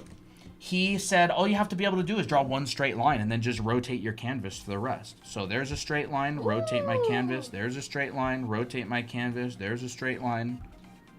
You're basically just maximizing the... And by the way, you can rotate a sketchbook. This doesn't just work for digital. You're basically just like nailing down the motion and just repeating it. So those are pretty straight lines. Line control, there's some exercises. Number 1, you draw a circle. That's not a circle. You draw a circle and you wrap lines around it. You go from straight to straight. So straight, wrap around, straight. Straight, wrap around, straight. And you basically just make a ball of yarn. It One can go, stroke. They don't have to go to the opposite side. They could go from here to here, and I could go like that. Generally, I like going to the other side, though. That's one way to get better at lines. Number 2, you draw this, and you go straight, wrap over, straight. So straight, wrap over, straight. And you can draw a whole bunch of these. These are like warm-up exercises that you can do. See? Like that. And you can do them the other way. Like that. Just like that. That's a really good exercise. That's how they draw palm trees in Disney movies. Like Lilo and Stitch. They go like this. I should have looked at the palm trees in that movie. Toby, hi there. You cutie?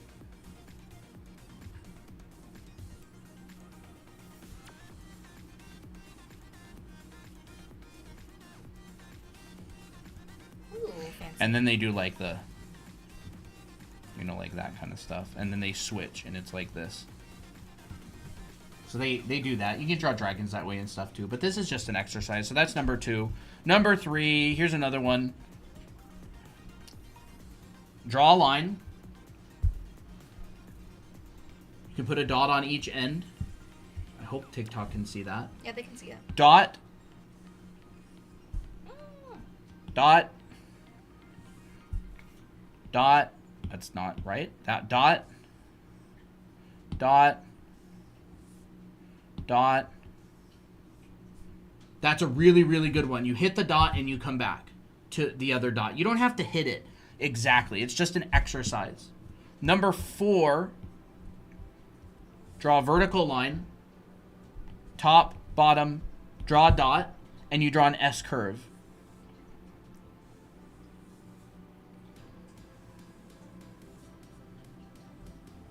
I wasn't even This is paying great for hair, attention by at the all. way. Yeah, this is really good for hair. Skirt or even dresses, like Just how like it's that. flowing. That's a really good exercise. You can do these traditionally. You can do them digitally. Right? You can even put another dot and start again.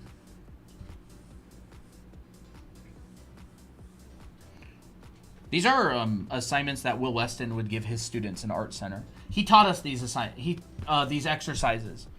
All 4 of these I learned from Will Weston. We took his class. We've taken his class like 5 times. I've taken it in person at Art Center and also online in his classes. He teaches these exercises a lot. He would say, you know, instead of browsing social media in the beginning of class, just do these exercises in your sketchbook. Does anyone know an artist who draws war soldiers and stuff? Like Kim Jong-il. Kim Jong-il's great for that. What are y'all drawing? Someone was asking about exercises to do to help line confidence, line quality.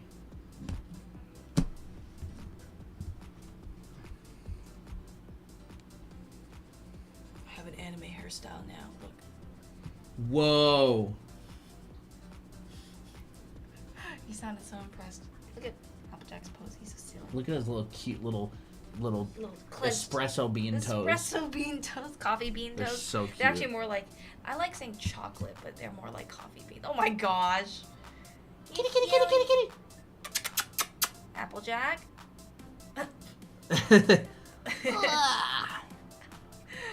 That's pretty funny. You are funny, yeah. YouTube, we were hidden, but TikTok saw it. Yep. That's very funny.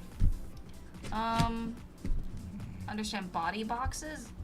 Draw boxes. And then turn them into bodies. We actually talked about that earlier if you went to another layer. Did you merge? What the heck? Where is it? Oh no, I think you accidentally merged it. Did I? Yeah. I never even opened layers, bro. No, but maybe. Oh, I bet you I did this. Crap, we lost the file.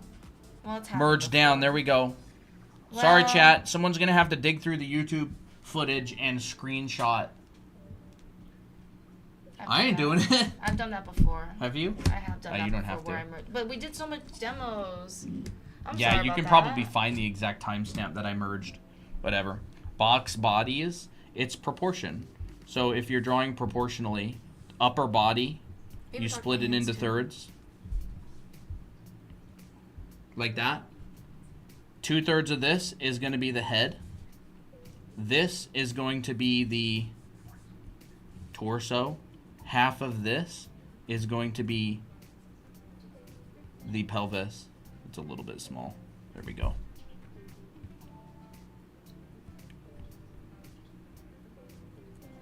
Rib cage. Rib cage goes in here. It actually goes above this. Like that. I probably made this a little bit too wide as well. If you want to do a girl, that's fine. There we go. And you'd essentially just draw your boxes with this proportion. So we got that. Half. Come down. Yeah, I'll do this. Like that.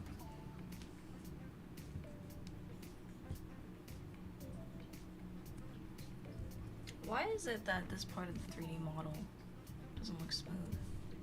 What part? Like these parts. It's probably because I wasn't printing it at the high quality. Okay. Speaking of which, I think I heard it beep earlier. Oh. So yeah, it would still basically be that. Mm-hmm. There. About half.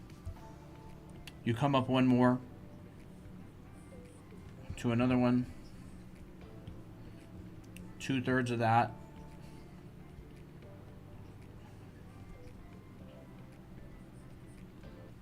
Could you show an example of the ribcage seen from below? Ribcage seen from below. I mean, directly below, it would probably just kind of look like that. Yeah. Maybe like,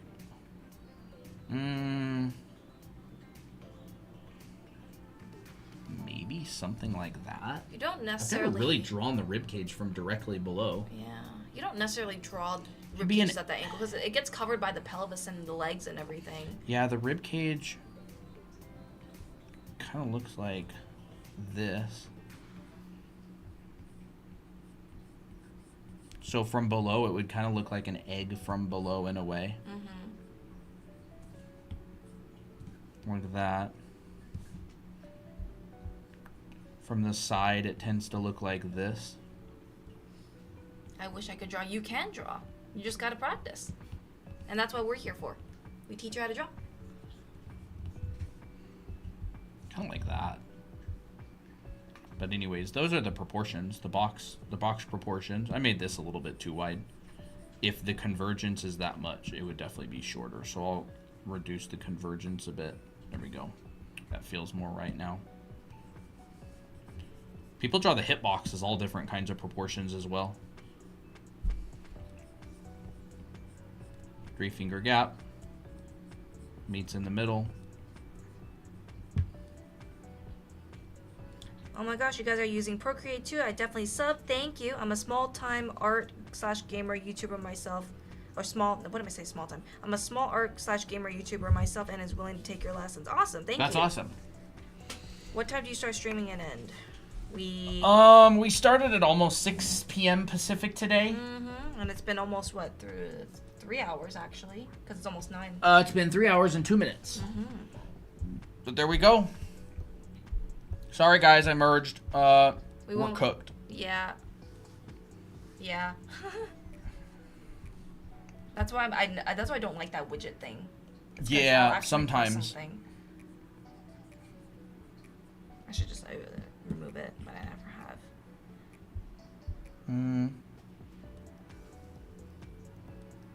I try to draw, but it never looks good, so I take breaks. We have definitely been there as well. Your drawings are probably going to look atrocious for If you've just started. if you've just started. Like, that's completely natural. Like, I don't think I've ever seen anyone that's never picked up a pencil and drawn before make anything look like a masterpiece. It's basically impossible.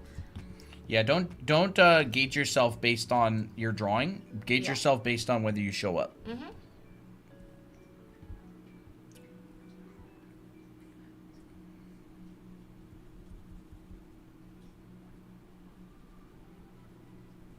Ooh, fancy.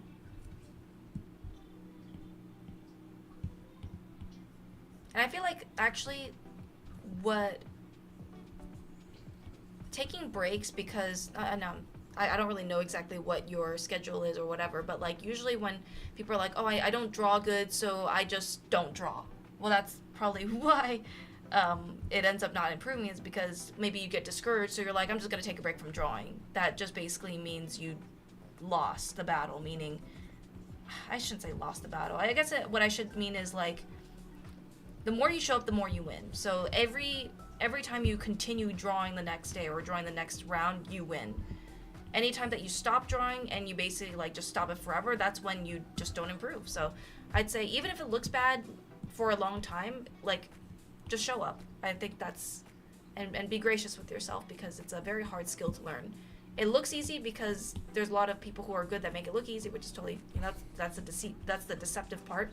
Art looks fun and it feels easy, but it's far from easy. It's probably one of the hardest skills to learn. But it's like any skill. It's like learning coding. Coding is going to be hard at first. Learning a language is going to be very hard at first. Learning an instrument is going to be very hard at first. But the more you practice, the better you'll get. That's just generally how it goes.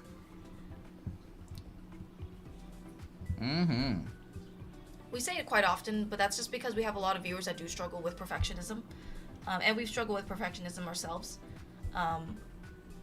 So that's why we say it a lot. Ooh, fancy. That doesn't work. Yeah, it doesn't really work when there's other colors there. No, I'm just trying to fill this in.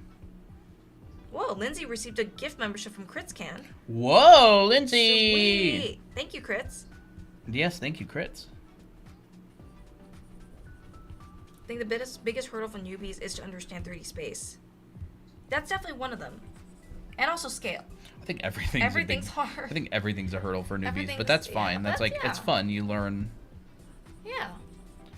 Like, dimensional drawing is definitely this thing that's hard to understand, to wrap your head around, Let's add some bounce into this side, dude. Really warm bounce. Let's just take, like, all of this. That's why mindset is so important. Because there's people that, if they have like very hard expectations on themselves, like it's just too much, and that adds on to like their life and stuff. So like when people have a lot of insecurity with their art and insecurities in themselves, they're more likely to be more stressed about it.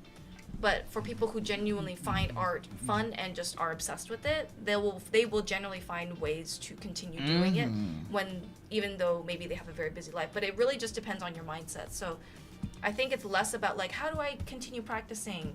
It's more about how do you change your mindset, just view practice in a different way. And it's totally fine. It's a very it's basically like a whole way you see life. So it's totally fine. If you think that taking breaks is it's better for your mental health, and maybe you just want to think of drawing as just something on the side that you do on the side, totally fine. We have a lot of viewers that are, there's like a spectrum, right? There's a lot of artists who just want to draw because it makes them happy, and they're not necessarily looking to make masterpieces. They just want to enjoy and do it because that's just what they like to do. So they just kind of hang out and just doodle. Then there's people who are more like, hey, I actually do want to get better, and have a goal on like where I want to be. And that's generally, people who are more serious. Nothing wrong with that at all. Every spectrum is totally fine. It's just how you view art. And then there's people who are just like really hardcore, and they're like, I'm definitely want to be really professional at this and become a master. And each part of the journey has its own different roadmap. And you can go from one spectrum to another. Exactly. Or you can go from one to another. Mm-hmm. Like you can be a professional. You can want to be a professional and also do it for fun. Like for me, that's kind of my thing where I enjoy drawing a lot. I'm not necessarily looking to get like an art job, but I want to. You have an art job. Well, yeah, that's true. It's this. But I guess what I mean is like get hired at a studio and stuff. But I want to improve my craft and be good at it. So it's like you take classes and stuff. You also enjoy it.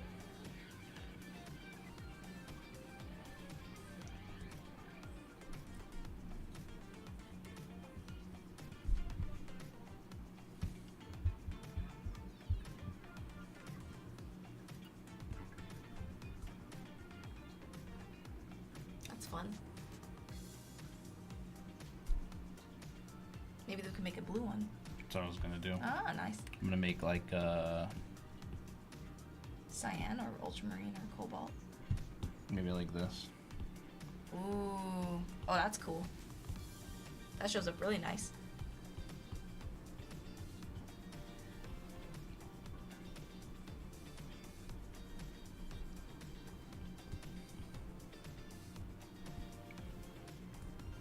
But your craft is good though? It's because we practice, you know? It's because it's like the mindset is, hey, I want to improve.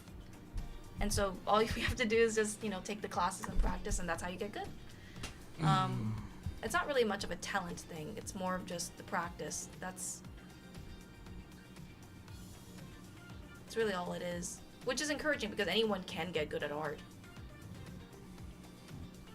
I think maybe things can get discouraging because maybe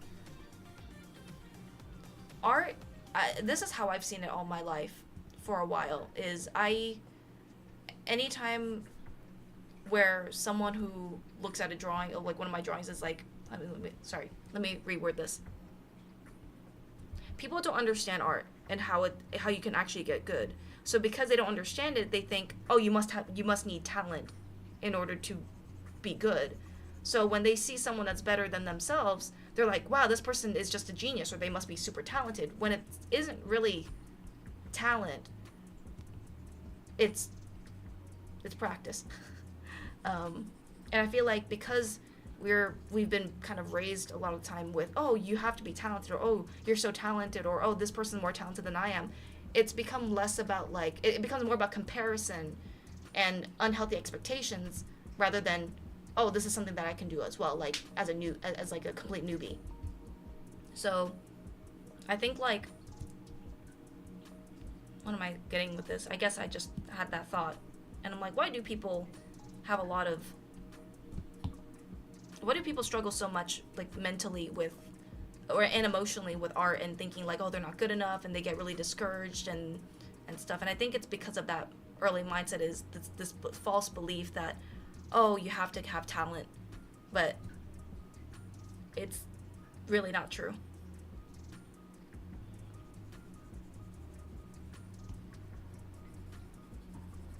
Thank you, Kurt. Definitely appreciate your videos and what you teach. I'm going to pick up the class once I can save up some money for sure. Much appreciation. My brain feels so full right now. Awesome. Hey, awesome. So I want to give my drawings a mysterious vibe, so what colors do I use? You can make any color look mysterious. Yeah. Generally, mysterious tends to have like low-key vibes, like darker tones. Yeah, a lot of the time a low-key image, meaning like 80% dark, 20% light. Mm-hmm. But it doesn't have to be. You can definitely get exceptions. Mm-hmm.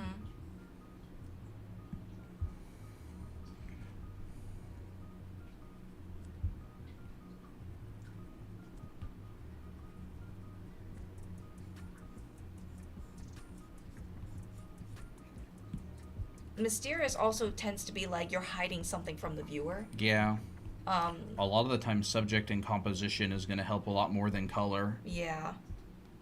Like if you have, let me try to find one. Well, there was a piece by Mead Schaefer that felt really mysterious, and I really liked it. Like this one feels mysterious. Yeah, this is sick. I love this piece. That's really nice. That's low-key. Like, Yeah. most of the image is dark, a little bit of it is light. Very hard lighting on the face. Very dramatic shadows. There's, like, angles, dynamic angles of paintings and stuff. You're wondering what's going on. There's stuff all over the ground. That's got, like, this mysterious, interesting vibe. Mm-hmm. Such a good artist. It is so One good. of my favorites. Mm-hmm. Mead Schaefer.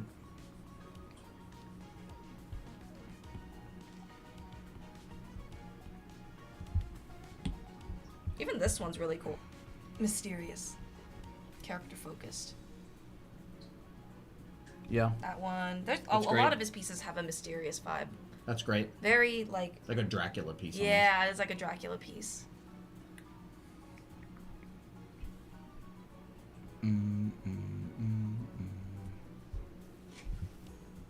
See, this is how I would practice stuff. Of course, I'm using a bunch of like knowledge that I have of color theory and design and everything. But I would say practice like this as well. Do this kind of thing. Did you make that on Procreate on iPad or phone? You mean this? Colton's drawing on the iPad on Yeah, Procreate. I'm just messing around with drawing something on the iPad. Yeah, green and purple would look fun and mysterious. It's depending on. It's not, once again, it's not really the color, although the color can definitely appeal to the emotion. Yeah, it can help. You can, I mean, like, yeah, it can help. Your composition is going to be what causes it to look mysterious. Yeah. Your graphical design of the piece.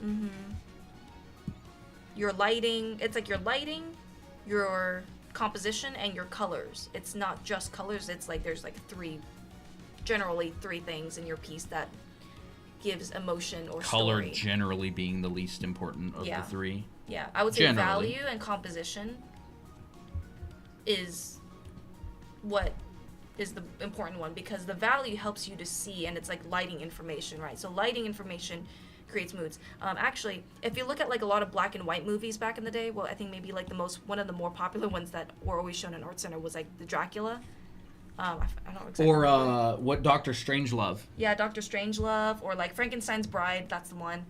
If you look at those movies, they're all in black and white, and they only focused on lighting to achieve a mood. So you can look at those and find some inspiration for that. I think that's always really helpful.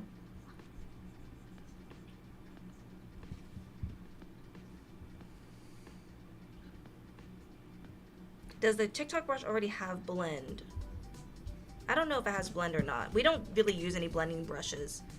I don't even know what that means. Yeah, I don't know what that means either. Colton, the way how he blends is he just softens edges, and also he uses a smudge brush. Yeah, I manually soften edges. Yeah, he manually softens edges. I like thinking about it like oil painting. Like I'm going in and I'm literally using my finger and I'm just doing like this. And then I'll go... Like Bob Ross, right? He goes like this. And then he'll do it to the side. The heck was I? Okay. Do you have certain things you teach on certain days? Yes, but yeah, but we today, don't like pre-decide. We don't pre-decide. Sometimes we'll mention in the Discord server, we'll mention that we're going to teach about something specific, but most of the time we just kind of figure out before stream, like, what should we talk about? We have done requests before, like, what should I do? And someone will say, oh, do this, and I'll be like, oh, that's not a bad idea. Yeah.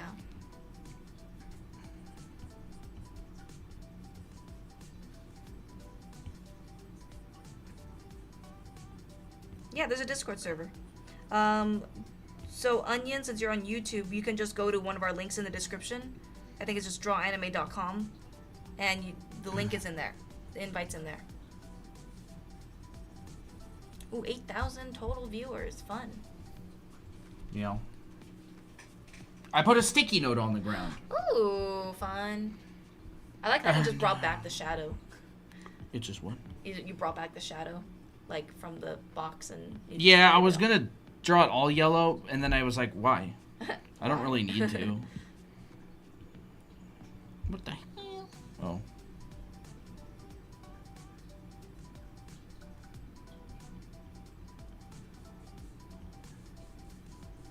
Oh yeah, I need to update my smudge brush to make it not so laggy. Was there like a secret to that or something? Yeah, there was like, turn off all layers, like sample all layers. Oh, that I always sample all layers because Yeah, the best way to do the smudge brush in Photoshop with like the mixer brush is to just merge, just full send it, full send merging.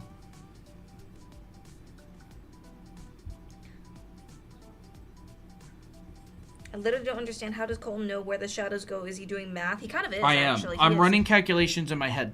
Yeah. So, literally, what I am doing That's what he does. is I'm doing this in my head. I've calculated drop shadows so many times. I teach you how to do it in anime art school.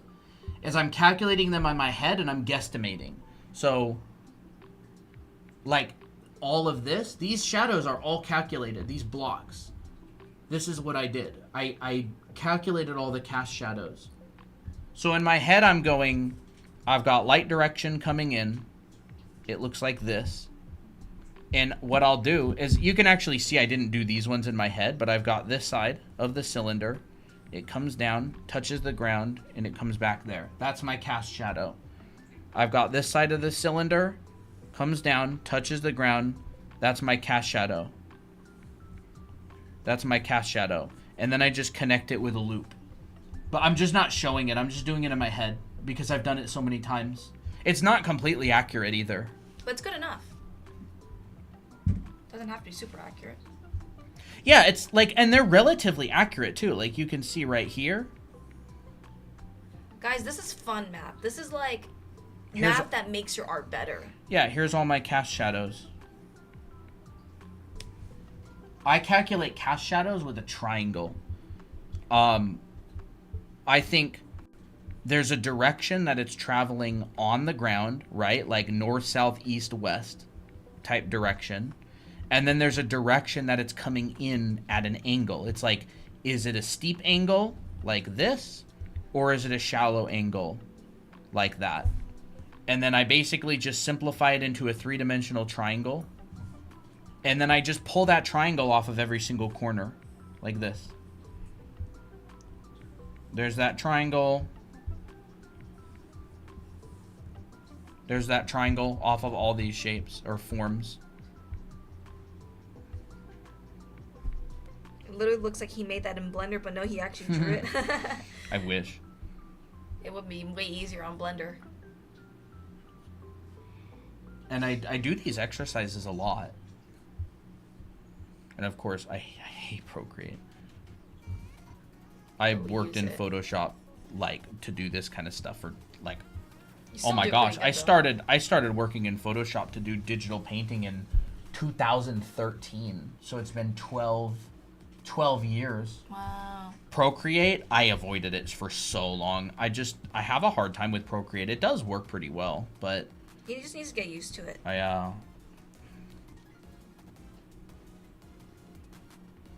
I drew the entire thing on stream. And all these are wrong. Like these dark lines here, like they would not look like that at all. These cut lines are terrible. I would want to clean these up a lot. But I did prop design for games professionally for a long time. So I did this for work for a long time. It's kind of what I do. It's the only thing I can do. Just draw dumb shapes. Colored shapes. Draw dumb shapes. And Dumb you can do way colored more than shapes. that. Yeah. Now you just gotta make an anime illustration. I need a shpep on kitties. That's a good kitty. I say as I Pet on kitty. peb on kitty. There's kitty number 1. Wait, number 3.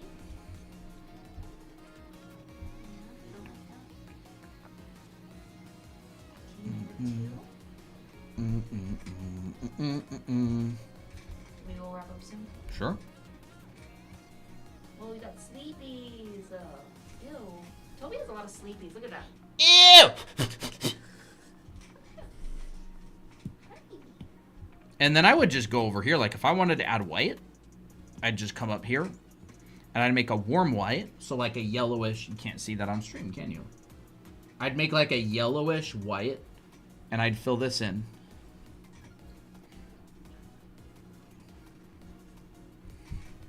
Like that. And then if I wanted to make my shadow white, I would go all the way to blue. And I'd go half to black, which is like a rendering principle. I'd probably go a little bit lighter than half to black. And then I'd go way into blue. And I'd fill this.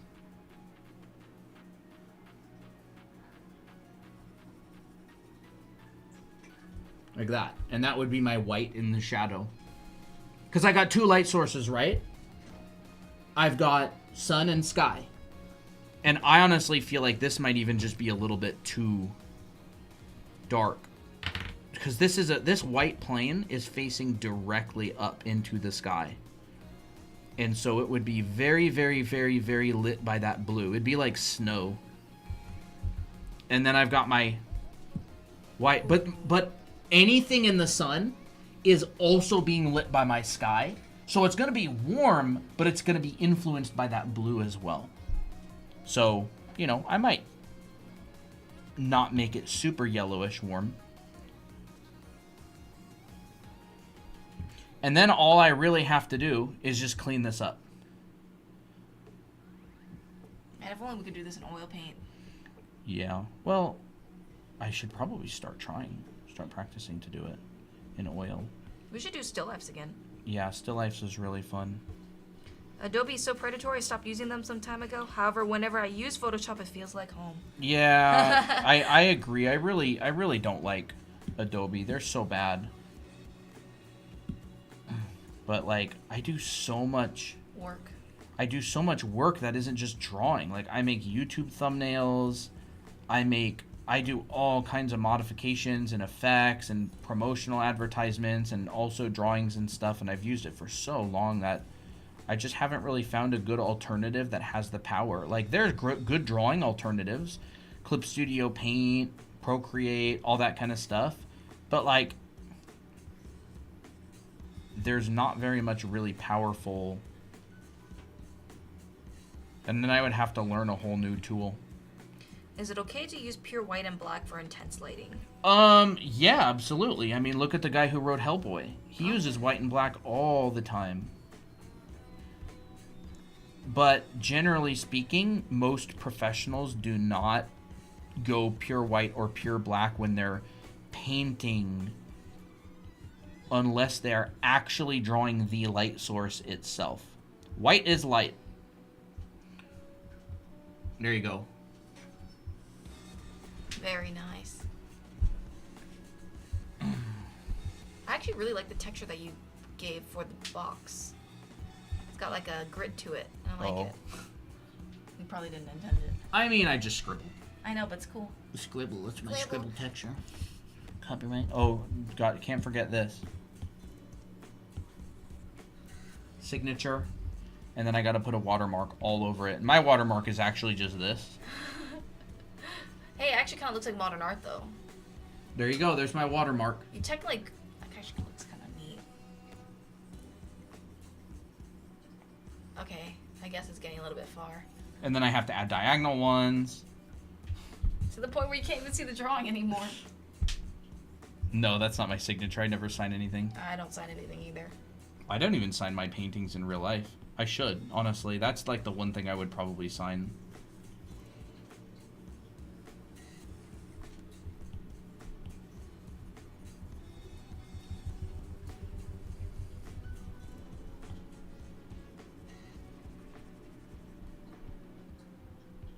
I would say it's easy to say never use pure white or pure black in your paintings. Yeah, most people don't. No, most people don't.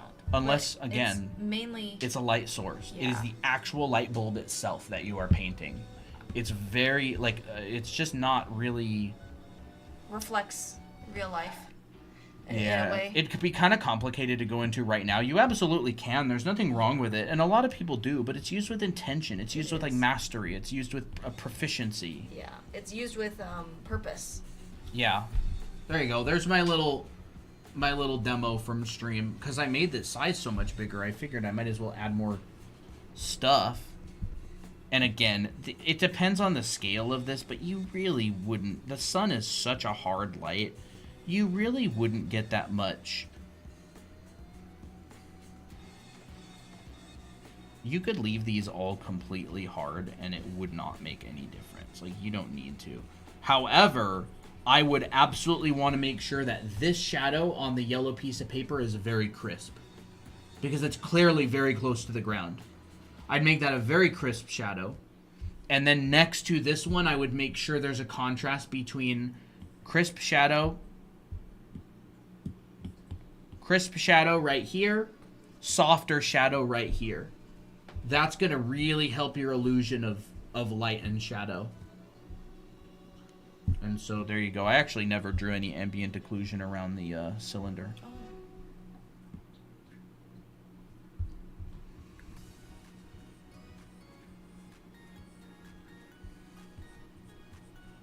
Cleaning yourself, Applejack? Good boy. And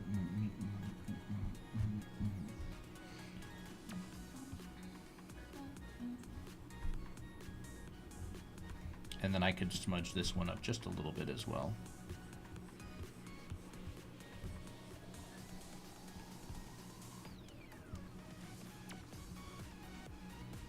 And I'm literally the least sophisticated when it comes to smudge brushes. I don't use anything fancy. I don't even know what brush this is. It's literally probably the same one that came on Procreate as a smudge brush. I want to see, actually. I'm curious now. Hard brush. Wow. Hard brush.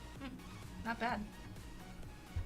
And then, like, you could go in and be a little bit artsy and just be like, oh, I'm going to lose. I the would edge. find edges that are, like, Can be lost. and I might that's go kinda hard like, to see, actually. There we go. I might go like that. And I might just lose that edge right there. Wait, that looks so good. And I would look for some edges that are a similar value, and I would probably just like lose them a little bit, like just artistically. You know, I could probably just go in there and smudge that one. I could probably Hard to see. There we go. come in there and smudge that one. Oh, it's not even in the right place. Yeah. Oh, it's because the iPad's in a different spot. I love that. Perfect. This is perfect. Right there. I love that. And it's really up to you. Like, what do you want people to focus on? Maybe I'll just leave it crisp for now. What do you want people to focus on? Again, these cut lines right here are kind of atrocious. Just really, really large, and they don't really have a lot of nuance to them. So that would be something that I would fix. If this were like a client job, I would really be descriptive about what exactly is happening with this cut line. Is there an overlap?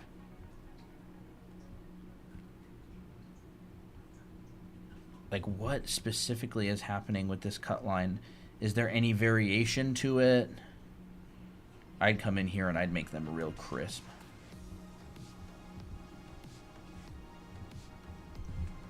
Maybe even like that. Like, now it looks kind of like it's 3D printed. Because there's like this little variation to it that just feels kind of like 3D printed in a way. Let's just say, what if this peaked up over that?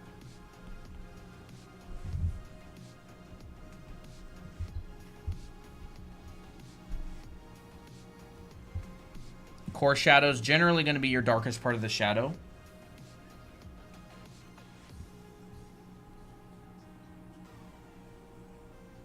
Is rendering / shadows your favorite thing to do in art? Not really.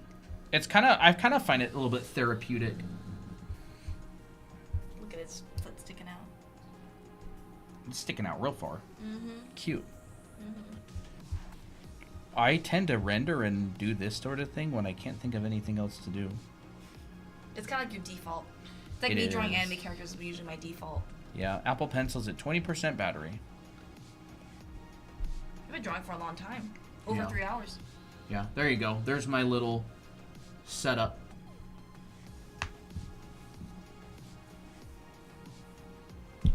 The stream is about nothing. It's about art education, but chat chose the topics.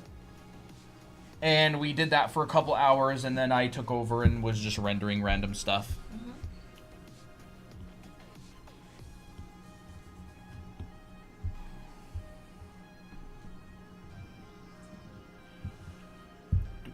Mm-hmm. Ghost in the Shell has really good art. Ghost in the Shell manga. Very good stuff. Yeah. And it's the exact same way that I did this. Except this was in Photoshop, so it was a lot cleaner and crisper And because I easier. hate Procreate. But I even did a little bit of material for the carpet. You can kind of see that variation in there. I just added a hint of material. And now this black line in the middle of the page, right here, this is where the light is. It touches the ground because this is actually a point light. So all of the shadows are actually calculated radiating from this light source, which is different than direct sunlight, which is like what I did right here. Might have not put it on warm mode, maybe. Is it on warm mode? I think it is. Yep. Yeah, weird. I don't really care either way.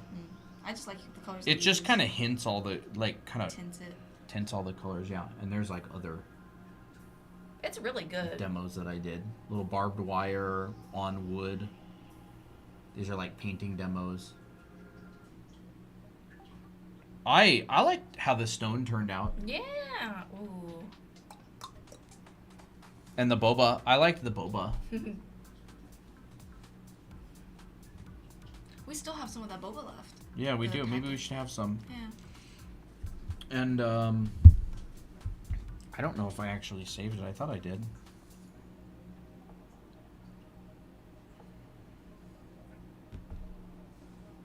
Here it is. And I did this little study the other day. I don't want this. I want this. I want that off. This little study the other day on my headphones. I posted this in the Discord server a little while back. But you can see. Just painted with the round brush. There's all those brush strokes. Cool and warm lights on a pair of my Logitech headphones. I don't know, it was like 30 minutes maybe. You know what I just realized? We do not have a character on the side of our YouTube. We don't. What the heck? Let's do Naomi. We haven't done Naomi in a long time. There. That's fun. Can you teach me how to color your character? We got a lot of characters. But I don't know if we're gonna, how long. Yeah, we're going to be heading off actually. Mm-hmm. Oh. Well, everybody.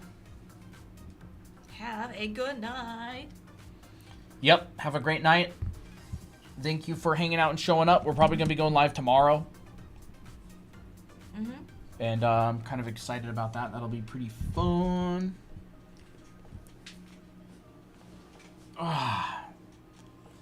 So yeah, thank you for showing up.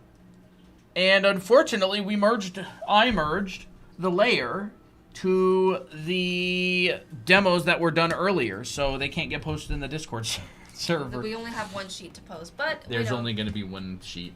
But the recording will be there, so Yeah. I'll just post that speed drawing. Yeah. All right, everybody. Have a good night. Thank you for showing up. See you tomorrow. Bye. Bye-bye. And YouTube, we'll talk to you later as well. Bye-bye. See ya.